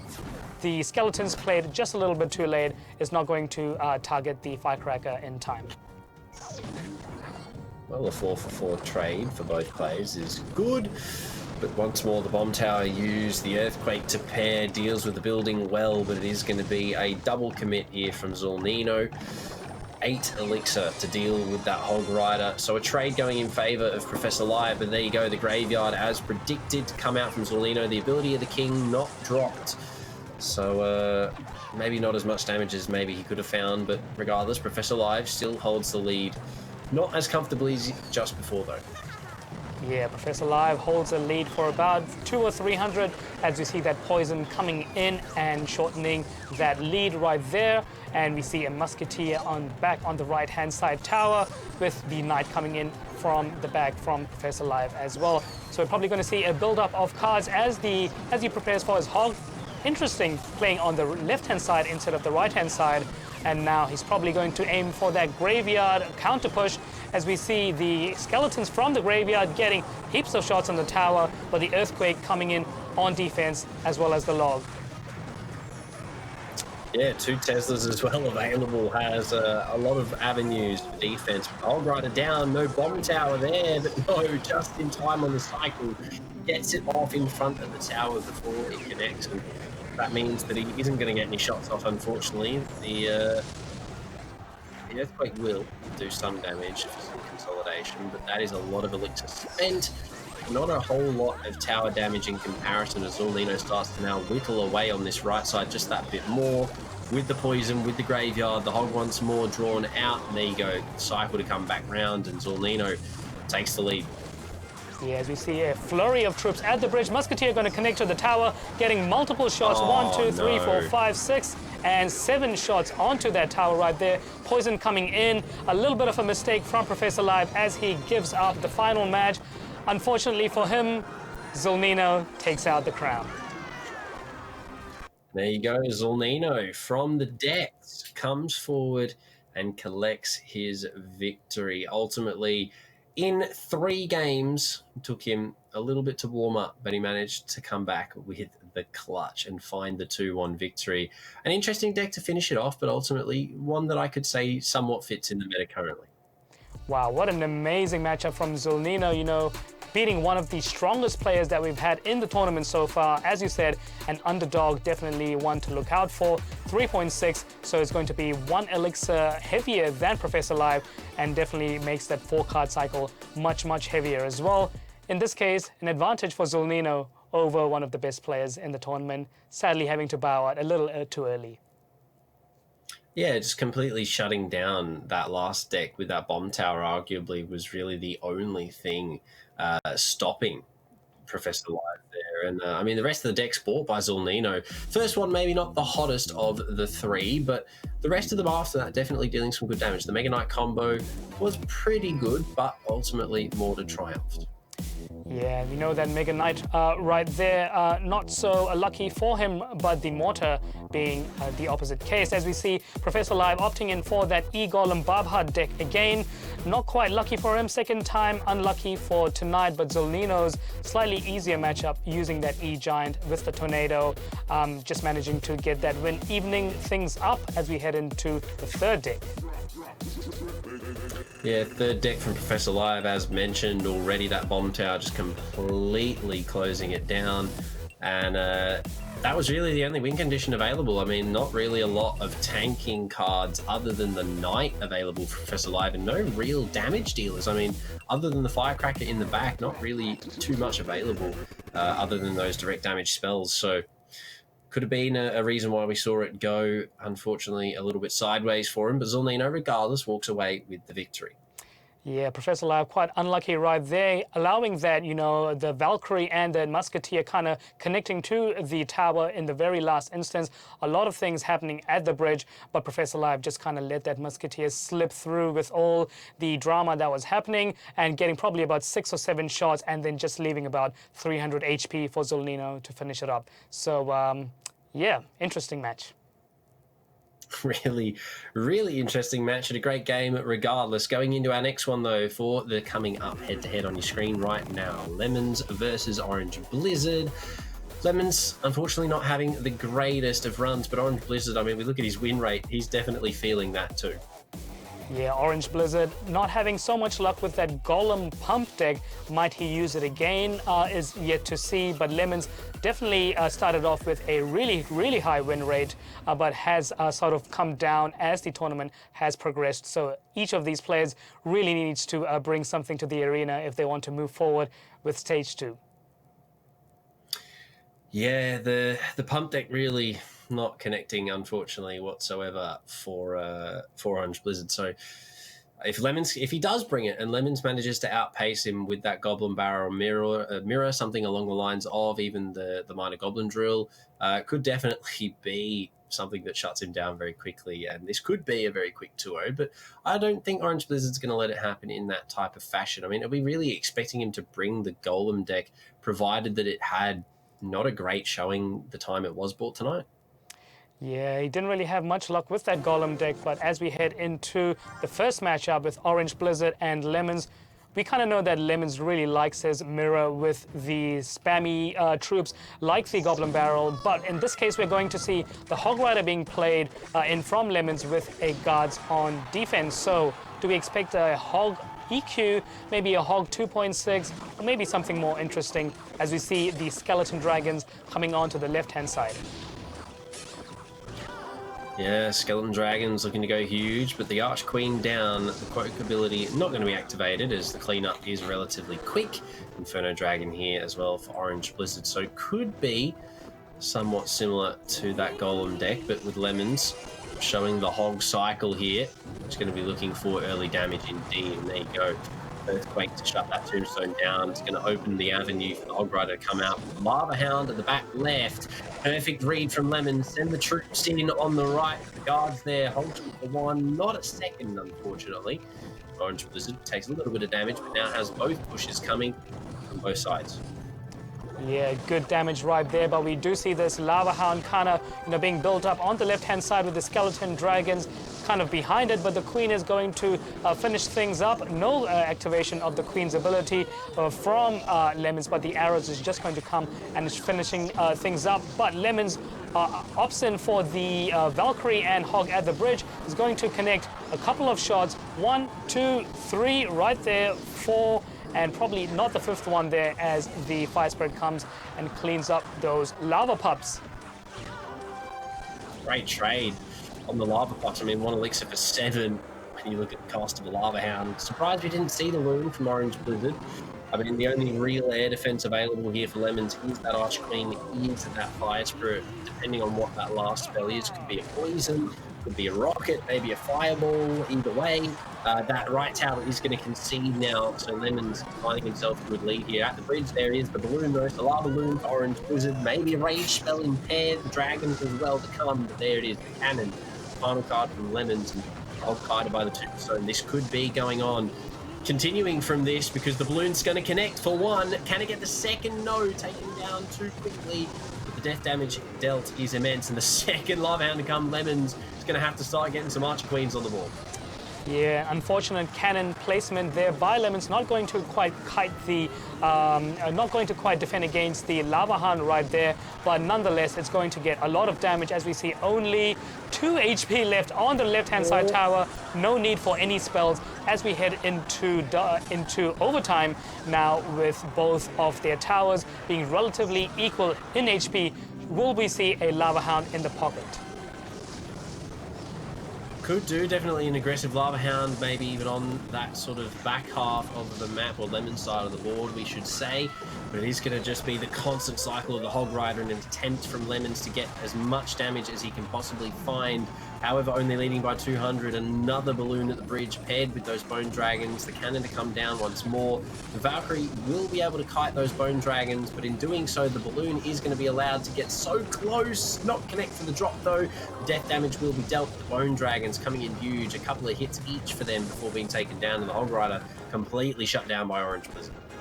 Yeah, Orange Blizzard doing some good damage there on the right-hand side tower with 1460 lead. A little bit angry that he was not able to get the second shot by the balloon right there. And as the Queen's abilities probably, okay, he saves it in this case because he's probably going to save it up for future. But we only see 626 health left on Lemon's right-hand side tower. Lemons really needs to get those hogs in rolling very quickly, especially with the Lava Hound being placed. Yeah, Zapspell as well, just completely gets rid of that Hog Rider, and the Tombstone on Lemon's side of the board will pull him back. So the push not quite there. 2 Inferno Dragons now down on the board. The balloon is going to make it all the way through, though. Close things out with a very swift drop. And Orange Blizzard, good games indeed. A lot of damage dealt by Lemons, but unfortunately just not quite get that hog on tower to deal enough damage. I mean, a 2 crown to 1 crown, still respectable. I mean, I think the first time, or at least one of the first times tonight, that we've seen both players walk away with a crown at the end of a match, but still, Lemons, good effort, very good effort, provided what he was up against. I mean, having that little air defense and holding on for that long was really, really good from him. Yeah, very good right there. And we know that, you know, as soon as Orange Blizzard would play the Lava Hound, Lemons could kind of go in for those Hog Riders. So that's why probably Orange Blizzard didn't opt in to play for too much of those Lava Hounds, opting in just to go for the loons to the right-hand side tower. As we see, of course, a much heavier deck, average elixir by Orange Blizzard, and of course a heavier 4-card cycle as well, being advantages for him in this case. Yeah, it was a really good game, or at least the first map of said series. Lemons, unfortunately, again, not able to connect. He's just been swinging and missing for the last couple of days, and I'm not too sure if that's just because people are reading into his playstyle. I mean, he is a player that tends to favour that very quick cycle style of Clash Royale. We see him with the Goblin Barrels, we see him with the Hog Riders, so maybe he switches it up here finally for game map number 2, but good lucks in chat. Orange Blizzard with the lead, looking to close it out in 2, I'd imagine. Yeah, Orange Blizzard plays that Barbarian barrel there on the bridge, which is going to be defended by the Electro Spirit, and the Baby Dragon coming in on the right-hand side with the Flying Machine on defense. So is Lemons going to be opting in for some of the decks that he has used earlier? Well, he used Giant Skeleton with the Drill Brit Spam, so maybe we might see a little bit of a Drill deck. It's probably yet to see, but no Mirror double bait just yet. Yeah, look, the Hogs though aggressively on the left side. It's the Electro Dragon to counter, but is it going to be enough? So much damage being dealt, 400, 500, 600 damage. Lemons, that's huge for him there. Orange Blizzard, unfortunately, not enough to counter out those Hogs completely. The Electro Dragon's going to get some good hits off before being taken down as well. Yeah, as we see the pigs doing a really good amount of damage on the left-hand side there. We see now finally the pump being played by Orange Blizzard, so that can probably only mean one thing. The Golem is yet to be played, as he opts in to play that in double elixir time, probably trying to build up a little bit of value from the pump. The recruits are going to get a little bit of damage in the meantime. Flying Machine connects for 3 shots and 4 shots, with maybe a 5th shot as well, if I saw that ending there correctly.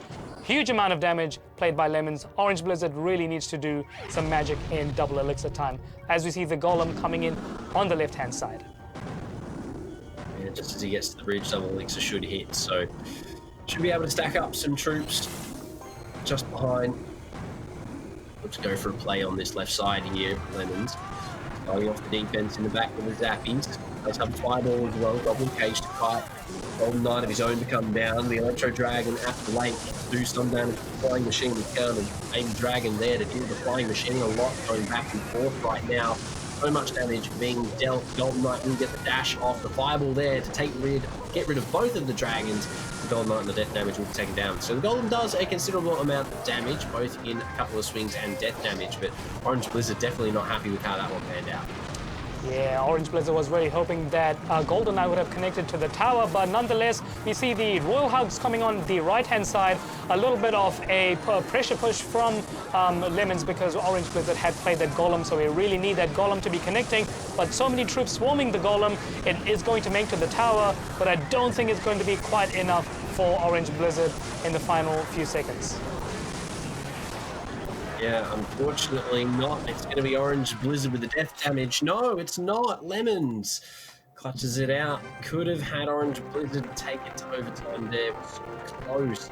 Those Golemites just couldn't quite get the damage they needed to send it into overtime. That was really close. I mean, we could have seen that go to overtime. That was what I was thinking was going to happen, provided they had got a little bit more damage off. But Lemons, really well done at the end of things there. So we are going to get all 3 maps here in this series, and I mean, Lemons opting for that little bit more expensive deck definitely paid off for him in that game.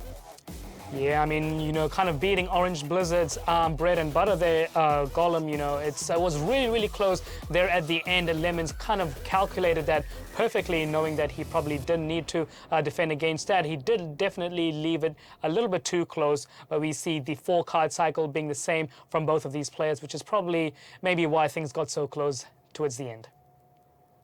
Yeah, I mean, similar costs, similar cycles, obviously got similar HP cards, or at least you'd assume so. So Lemons managing to deal enough damage to send us on to map number 3. Expected, I would say so. He has had really decent runs so far. So looking forward into map number 3, I mean, we haven't seen the Mirror Goblin Barrel from him just yet. So do we maybe see that one make a comeback for game number 3? Yeah, I probably hope so. If I was Lemons, I might be inclined to use that Mirror Goblin Barrel, but we know that Orange Blizzard also has a lot of archetypes up his sleeve, such as the Skeleton King, also the Giant Graveyard, and as speaking of Skeleton King and Mirror Goblin Barrel with the Skeleton Barrel, here we see this matchup being played right before our eyes with a log coming in for defense from Orange Blizzard. Yeah, 2 Skeleton Kings on the board, another Witch and a Dark Goblin respectively, so just like the cards, but either or, the ability not used by the Skeleton King there from Orange Blizzard. The fireball to get rid of the Mother Witch with the Skeleton Army to counter the Dark Goblin. It will be the ability activation from Lemons, the good log from Orange Blizzard to shut that down with the kite from the Fisherman as well, and with damage on the right side considerable for Orange Blizzard. That's a good way to start this third match. Yeah, an extremely good way to start off the matchup as we see 1837 HP left on Lemon's right-hand side tower. Definitely some good damage being done as we see the Mother Witch coming in on the left-hand side and the Mirrored Rascals coming in on the right-hand side. Of course, Fireball's just going to be able to clean that up quite nicely. Skeleton Barrel being played behind that Rascal Boy, but unfortunately is not going to mirror it quite well. Skeleton Army playing it on defense and just finishing things up. But no, getting a huge amount of damage on the right-hand side. Almost tower. I think Lemons is even surprised with how that one panned out. That was a lot of damage dealt. The Goblin Barrel to finish it off. Orange Blizzard, fortunately, has to hit that one with the GG go next in terms of his towers because there wasn't really anything available for him to defend in that instance. I mean, the log will refuse. Fireball maybe not in rotation for him, and it is going to be the Royal Giant at the back, so maybe building up here behind the Royal Giant to do some big damage on that right side, has to clean up the remainder of that tower. Lemons has got the counter push of his own coming on through with the Skeleton Army and the Fireball, clean up a lot of damage on that left side. The Royal Giant is completely taken off. Yeah, an unfortunate play by Orange Blizzard earlier. A little bit of a misjudgment, mismanagement of Elixir sees him lose that right-hand side tower, and he really needs to do something. But Orange Blizzard looks like he's just going to probably give up in this case, allowing the left-hand side tower to fall. Unfortunately for him, that one mistake being his downfall. cost him the most. He's just cycling right now, and we are going to get our first 3rd round victory for the night. Lemons locking it out in spectacular fashion. GG's all around. Lemons happy with that performance ultimately. Not able to make anything connect for the last couple of days, but there you go. That is the victory that he needed to put himself back on track. A really good showing from him and a great way to close it out. Yeah, victory definitely when it counts. Good for Lemons in this case. Unfortunately for Orange Blizzard, wasn't really able to make too much value off that Royal Giant, as we see a much heavier elixir deck, 3.8 elixir, slightly heavier 4-card cycle, and of course 3 crown damage, meaning that 10,000 HP is taken by Lemons. Yeah, Lemons did really well, and I mean the decks he was bringing, even just highlighting the fact that he was in it to win it. I mean, match number 1, Valcog did pretty well, but ultimately the Lava Loon won at the end of the day. So being down 1, managed to come back with decks 2 and 3 to clutch it out without dropping a single game after the fact. Yeah, we see that Balloon coming in clutch for Orange Blizzard, as he kind of opted to spam that instead of the Lava Hound, knowing that Lemons would take advantage of that and just play that Hog Rider on pressure. But Lemons turned it around in the second game as he used the Recruits Pigs deck with the Golden Knight there as well, beating Orange Blizzard in his bread and butter using Golem and Pump. Yeah, and then for deck number 3, Lemons clutching it up with his favourite. Had the Goblin Barrel, had the Mirror, had the Skeleton King, and the Rascals, all paired together with the Balloon as well, charging up that Skeleton King, allowing him to deal big damage, with the Barrel ultimately being what closed it out at the end. So Orange Blizzard with the Royal Giant didn't get it down enough at all to make any sort of significant impact, unfortunately, in that matchup, allowing Lemons to sort of walk away with it. But that is going to bring it to another ad break as we send it on. We do still have 2 more games after this short break, so don't go anywhere. We will return momentarily with some more Clash Royale.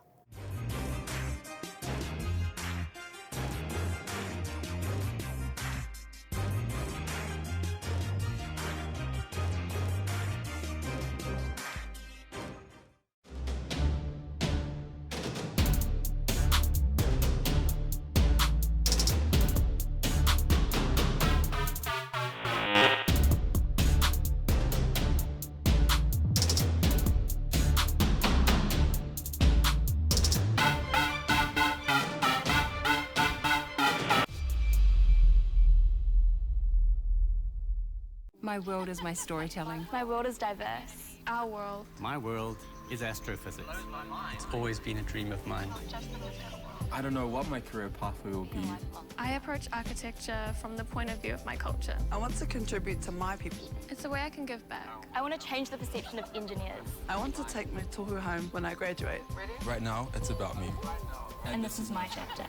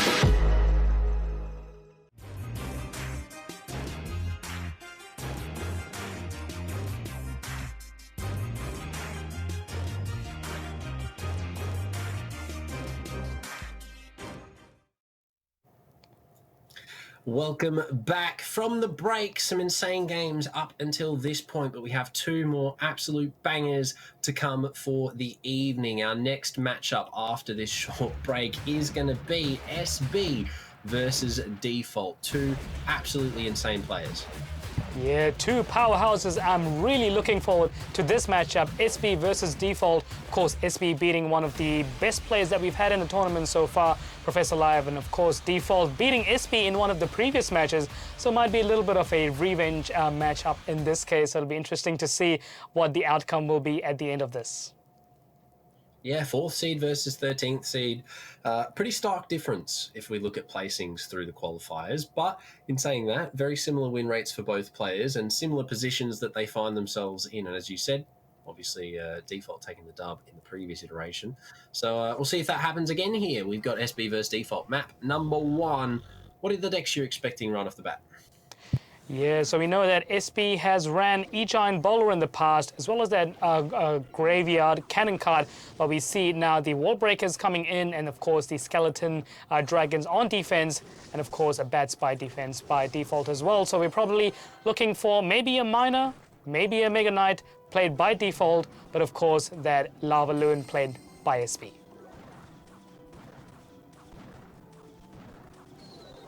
Lava Loon is definitely a scary deck, but given that the Tombstone's available, the Skeletons could also be what is the scary thing if they can get on underneath the Lava Hound. But Minor Musketeer doing big damage from default. Left side going down a considerable amount. The Wall Breakers as well, but it is going to be the Fireball. That's a great trade in favour of default. The Mini P.E.K.K.A. Bats as well. I mean, the constant onslaught on this left side, just keeping the pressure on SB, has had to put down so much elixir to counter that, and default definitely looking good coming out the end of it.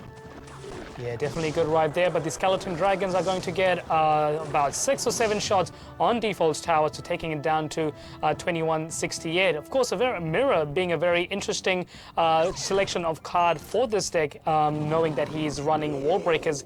And of course, as soon as the Tombstone gets taken off by SP, default kind of spams in that Minor Wall Breaker. So he's probably going to aim for that to happen. And in this case, we see a mirrored Musketeer being played in by default as the Lava Hound comes in to the left-hand side. Lava Loon coming down, the Loon not taking any aggro whatsoever. He's going to connect to the tower for 1. Can he get a second? No, the Zap played perfectly by default. A lot of damage taken regardless. That Mini P.E.K.K.A. for 2 hits on the right side. SP well played indeed. The Minor as well to consolidate that. So he's going to be kited by the Tombstone. The death damage is going to get rid of those first couple of Skeletons, but ultimately the last 4 will be dealt with by the tower. Lava Hound to come on the left side, Mini P.E.K.K.A. in the back. Default building up to take this right side out, but if he's not careful, SB will be able to consolidate and find the left himself. The Mega Knight, though, finally coming out. The Bats as well, all their defenses, but look at that left side. Lava Hound and the Loon coming. Mega Knight makes it onto the King Tower. The Mini P.E.K.K.A. will as well. Is it going to be a race for the 3 crown here? The Mini P.E.K.K.A. for 1, 2, but the Fireball shuts it all down. The Balloon there. Can he turn this around with the Mighty Miner? SB has flipped this one on its head.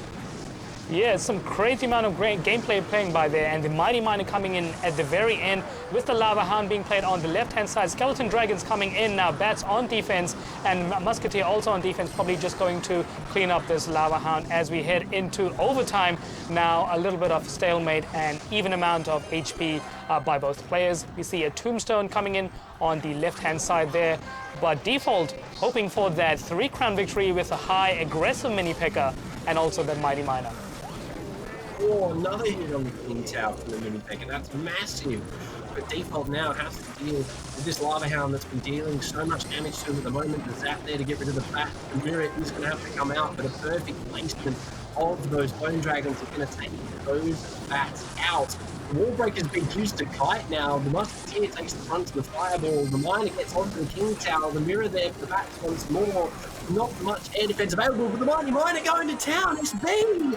He's just let to have it connect. The Mighty Miner working a bit like an Inferno Dragon, just chipping away at that King Tower. Didn't even need to activate the ability. What a way to finish that out in 3 crown fashion. Wow, I mean, Default probably, was taken off by guard right there. He didn't even see that Mighty Miner coming in with all those troops being played on the map. It just kind of allowed him to get that 3 crown, of course, unintentionally. Good for SP in this case, using that popular Lava Loon Mighty Miner deck, but Default just wasn't able to do much headway, aiming for that a slightly greedier 3 crown instead of going for that 2 crown maybe with the Wall Breakers and Mega Knight. Hey, you have to rate it. I mean, you take a 3 crown when you can get it. It's something you don't get to see too often. We've had 2 tonight already, Astro. So, I mean, you look at how it was built, SB, slightly more expensive with that 3 crown damage. Default did do a considerable chunk, though. I mean, 7,000 damage is nothing to be shy of. Yeah, as we see a Default running a much cheaper 3.1 Elixir deck, and of course in that case would be a much cheaper 4-card cycle, and unfortunately for Default, he wasn't really able to beat SP in this case. So SP has some very interesting decks to choose up for his next matchup. What do we think he might be running? No, we could see a little bit more of a cycle style coming in from him. I mean, maybe a little bit more fast-paced action, but it could also be the E-Giant. I mean, completely off topic for him. I guess we'll see, though. We are heading into the second match. Can SB close it out in 2, or is Default going to send us on to a third? Regardless of the outcome, this is going to be an absolute banger for both of these players, both of which waiting a little longer on the drop here, but it is going to be the Goblin Drill met by the Giant Skeleton, so we could be on for the Royal Giant deck here. Yeah, it could be the case, as we see that Goblin Drill coming on the left-hand side with the cannon card being played in behind. Probably needs to play something higher up to defend against that Giant Skeleton. And we see a very high Golden Knight being played with also an EQ on defense right there. Fisherman coming in and cleaning up that Golden Knight and probably going to kite in that cannon card there as well, finishing things up as we head into the second minute of the game. Fisherman there, Giant Skeleton once more, 3 cards left for SB to be shown, Default 4, and given that the Goblin Drill's there, I mean, we could see the Graveyard maybe head with this deck, but it is the Archer Queen to come out from SB.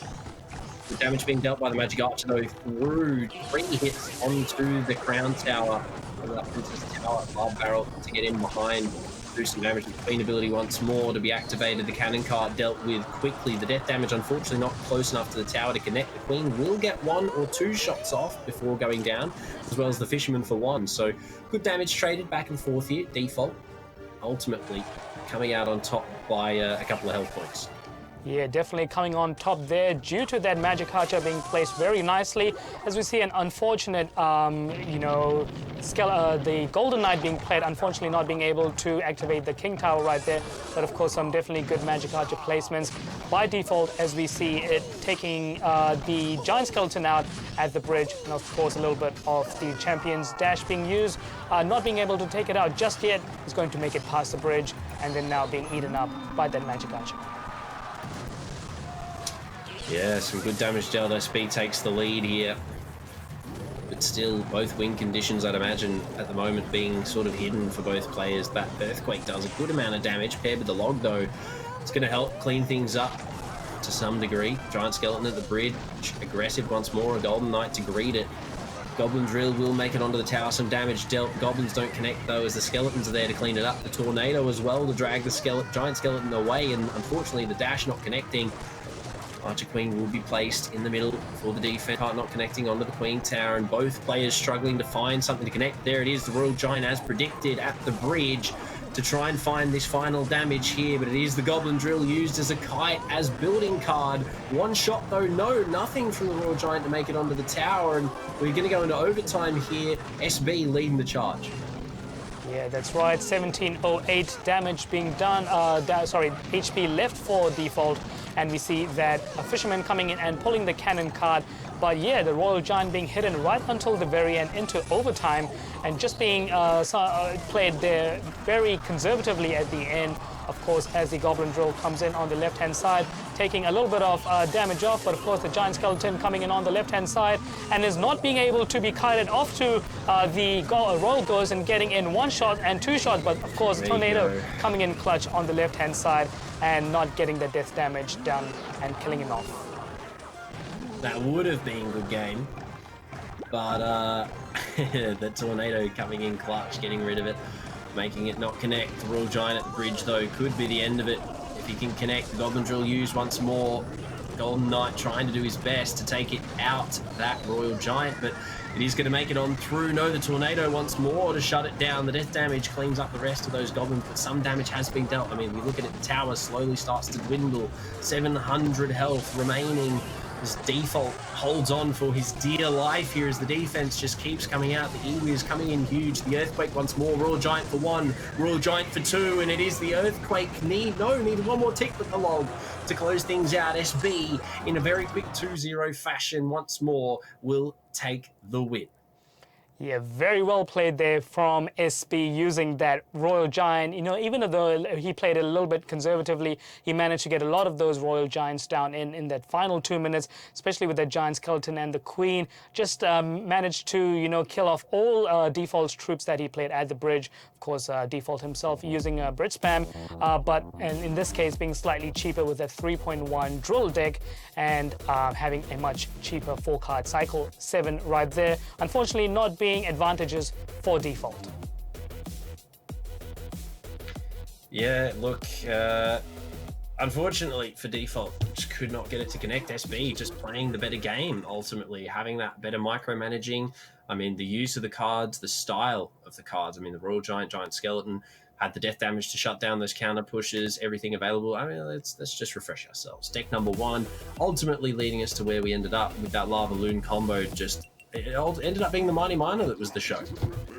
Yeah, Mighty Miner definitely took Default there by surprise at the end, at the very end, as it sort of hammered its way through the King Tower and managed to get that right there. SB running the Lava Loon with the Mighty Miner as well in the deck too, and Default opting in for that Mega Knight with Wall Breakers and Mirror. Yeah, and then ultimately, well, we know how it sort of panned out. SB walked away with the victory. Very quick 2-0 succession and really good play from him. I mean, solid controlling. I mean, the dominance, the pacing, everything was there. He had it all in the area in which he could control it. He had the cycle in his favor. He had the elixir advantage, majority of trades going back and forth, which ultimately allowed him to build up those pushes, get that pressure onto the tower and deal the damage required. And it was really well managed by him. I mean, micromanaging on a point's a completely different game. I mean, bar the decks, bar the cards being bought, micromanagement is such a big thing in this game, and he did it perfectly in that matchup. That's right. You know, he was able to count Default's elixir very well as managing his own elixir, just getting Default in a very awkward 4-card cycle right there and just managing to, you know, put the tombstone down in time and just soaking up those wall breaker shots and just these little things that SP has done, which just managed to get him the win in this case. Indeed it did, but for our last game of the night, we've saved the best to last. Kicking it up here, Fitchy and Felipe. 2 Fs, that's going to be a tongue twister. Regardless, first and third seed here, Astro, I'm expecting big things from these two. Yeah, Fitchy definitely one to look out for, as I had said from earlier on in the night. And Felipe also someone we can't really ignore that easily. You know, 2 big powerhouses, both starts, of course, with the letter F. So a little bit of a tongue twister right there, as you mentioned. But of course, it's going to be a very interesting matchup to see what what decks these two guys use as we head into the first match. Fitchy versus Felipe, our final match for the night. Well, here we go. Fitchy, we've seen the Mirror E Giant deck from him. Will we see it here again? The Valkyrie would sort of indicate maybe not, but early miner from Felipe. Could be the miner poison. Either way. There you go. So no, Hog Rider, Valkyrie combo here with the pre-log. Unfortunately not connecting, and the Hog Rider taking the aggro of the Inferno Tower. Valkyrie not making it either. And the Inferno Tower actually surviving all the way through that. So Felipe coming out on top with the damage. Yeah, that's right. And now we see a Hog EQ being run by Fitchy and some sort of miner, maybe a fireball, maybe a poison cycle. So it's going to be an interesting matchup, seeing 2 very cheap elixir decks being played off against each other. Of course, that means going to be a lot faster gameplay. And of course, that Inferno Tower is going to come in clutch, but the EQ is going to help out Fitchy in this case. So it'll be interesting to see how these two decks fare in double elixir time, as we have 45 seconds left for that to happen. Could be the mortar still from Felipe as well. He does have one card hidden, Fitchy with two. So some interesting choices. Maybe, I wouldn't even say more spells from Fitchy. He already has two, so I'd be interested to see what those last two cards are. Regardless, Felipe currently with a pretty decent lead, cycling the log. Just for some tower damage here. Valkyrie on the right side to be paired with the Hog. I'd imagine, but a Valkyrie to meet it at the bridge. Fire Spirit will do some good damage. So the Valkyrie's just to duke it out. The log, though, as well, use the miner to come out as well, continuing to deal damage on that right side. The Royal Delivery will make it not as much as it could have been, but still about 200 damage for Felipe there. And there you go. The poison spell will finally show itself. Yes, that's right. The poison, a very classic miner poison being run by Felipe, and as we see a very interesting placement of that Hog Rider at the back. Of course, we see that Inferno Tower coming in on the defense, and of course the EQ for that counter defense right there with the miner being placed. Rinse and repeat for these two players, it seems. We've got Valkyrie versus Valkyrie coming in at the bridge with the archers slightly behind, almost taken out that Valkyrie completely there. Of course, the Hog Rider coming in on the left-hand side with the Inferno Tower coming in. A little bit of rinse and repeat. Yeah, good damage still being achieved here by Felipe, keeping that constant cycle up, keeping that damage continuing to trickle onto that right side tower with that poison and the miner. Fitchy, unfortunately, not able to connect too much here on the right side. The Hog Rider come once more, but the Inferno Tower there to greet the preemptive Earthquake, though. Obviously expecting that tower to come out, but again, Hog not connecting whatsoever, neither is the Valkyrie. The only damage dealt was by that Earthquake spell in the log. And a great, again, preemptive log there. Take those three skeletons out. And Inferno Tower once more, just the constant cycle from both of these players right now. The Royal Delivery as well. Hog not going to connect again. Fitchy just can't quite get this through.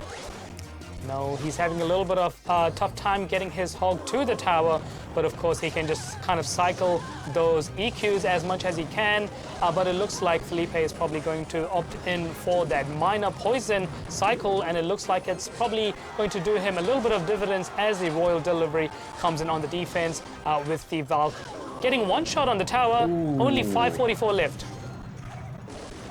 Big damage dealt. A good game called by Fitchy here, though, so I'd assume he knows that it's only a couple of poison cycles away from being the end. Hog Rider to come, Inferno Tower to greet it. The miner connects once more. 3 hits, 4 hits, looking for the big damage, and there you go. Poison miner to close it out here. Felipe for game number 1. Fitchy, unfortunately, not able to get anything to connect for him in that run. Yeah, that's right. You know, he played a lot of those Hog Riders there, but it just wasn't able to get to the tower with that Inferno Tower being placed right there. A lot of HP the Inferno Tower has, so, but even with the EQ, it just wasn't enough to finish that up. But of course, the Minor Poison coming in very much in value for Felipe, as we see the match stats.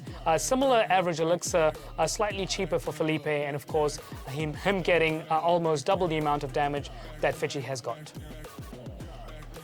Yeah, and just having that constant cycle going, both players were getting their cycles relatively going like clockwork. I mean, we had the Hog Valk constantly, we had the Minor Poison constantly, but the Minor, obviously, given that it sort of bypasses everything, pops up at the tower and starts dealing damage, was the better of the two in that instance, because the Hog just couldn't quite get past the Inferno Tower, couldn't get past the Poison, everything dropped there on the defense side. So unfortunately for Fitchy, it is going to propel us into the next game without him having any points, as Felipe, is looking really, really good after taking that first one for himself in a pretty good fashion. But, I mean, we do have to say, Fitchy was pretty close there up until that last sort of minute in overtime. I mean, a lot of damage was being dealt by both players, but ultimately Felipe sort of just connected with that Minor Poison that couple more times, took that damage. I mean, the Valkyrie getting that one hit off as well sort of changed the game, because it went from 800 down to 5. Ultimately, we know how that one ended out. Fitchy knew it was a good game at that point, but as we move into map number 2,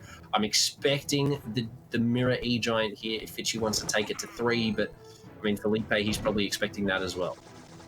Yeah, that's right. He could be a Mirror E-Giant, but if you play a Bandit at the bridge, and of course with that Fireball as well, we might be expecting a bit of a bridge spam played by Felipe, as we see the Flying Machine kind of popular in Recruits decks. Might we see that? And speaking of Recruits, and there we are at the back, plays Recruits, and maybe we're probably expecting the Pigs as well in the double elixir time, as we come the Pekka being played on the left-hand side, which will be surrounded by the Pigs and the Recruits in this case. There you go, Pekka Bridge Spam and the Royal Hogs deck here for Fiji. So popular choices from both. Felipe obviously doing that one earlier tonight. The Hogs doing big damage on that left side. Pekka there with the English to clean it up. The Fly Machine you use once more. Do we see the Fireball to counter? No, probably not worth it here, given what is stacked up on the left. But the Bandit, huge, just bypasses everything on the tower for 3 with the charge as well, regaining the lead for Felipe.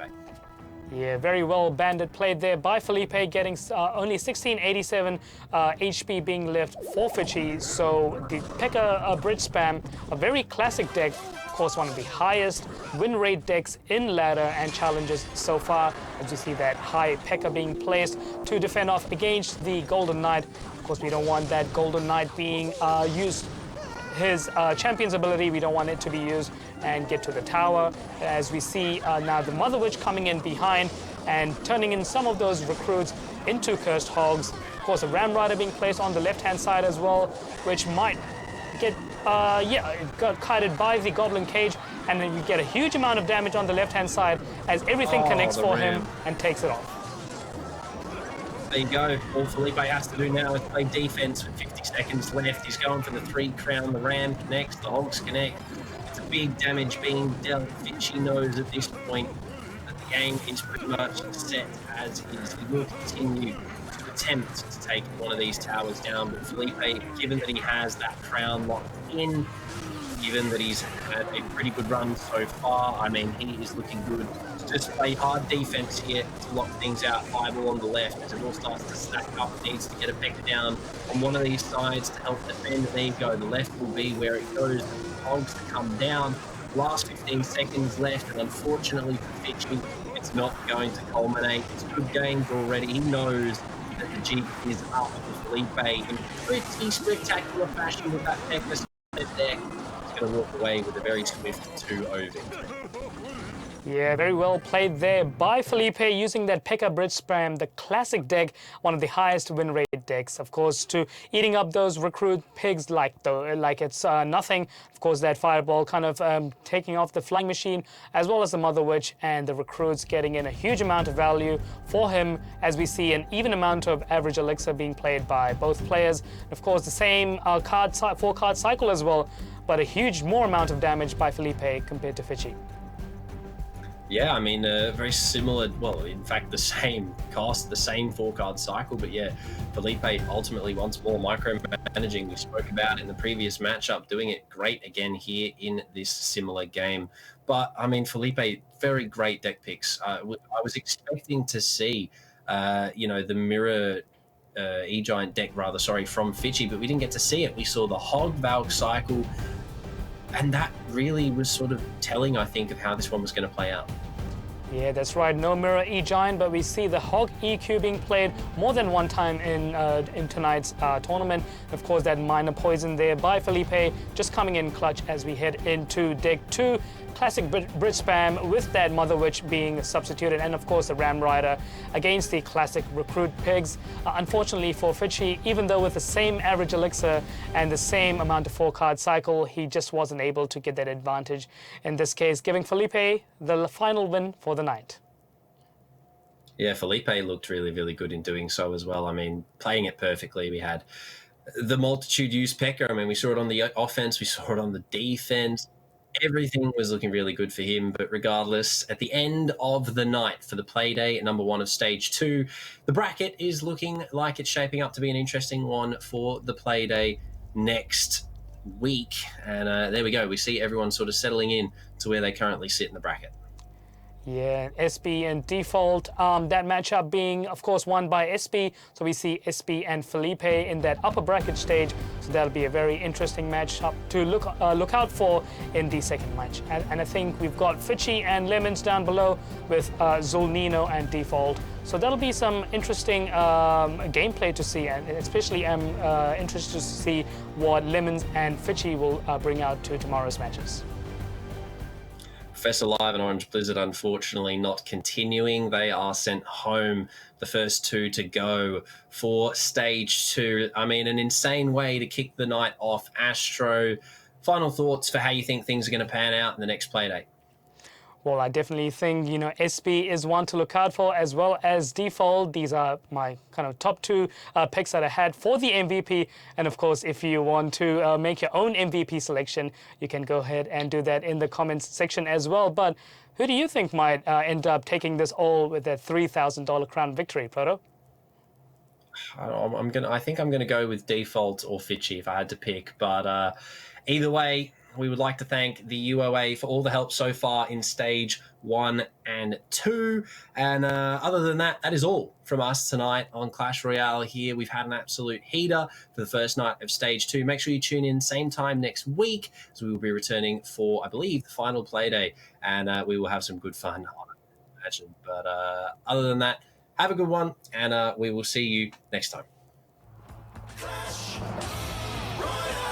Up to triple elixir with the Earthquake in play, sudden death, and oh my gosh, at the last second.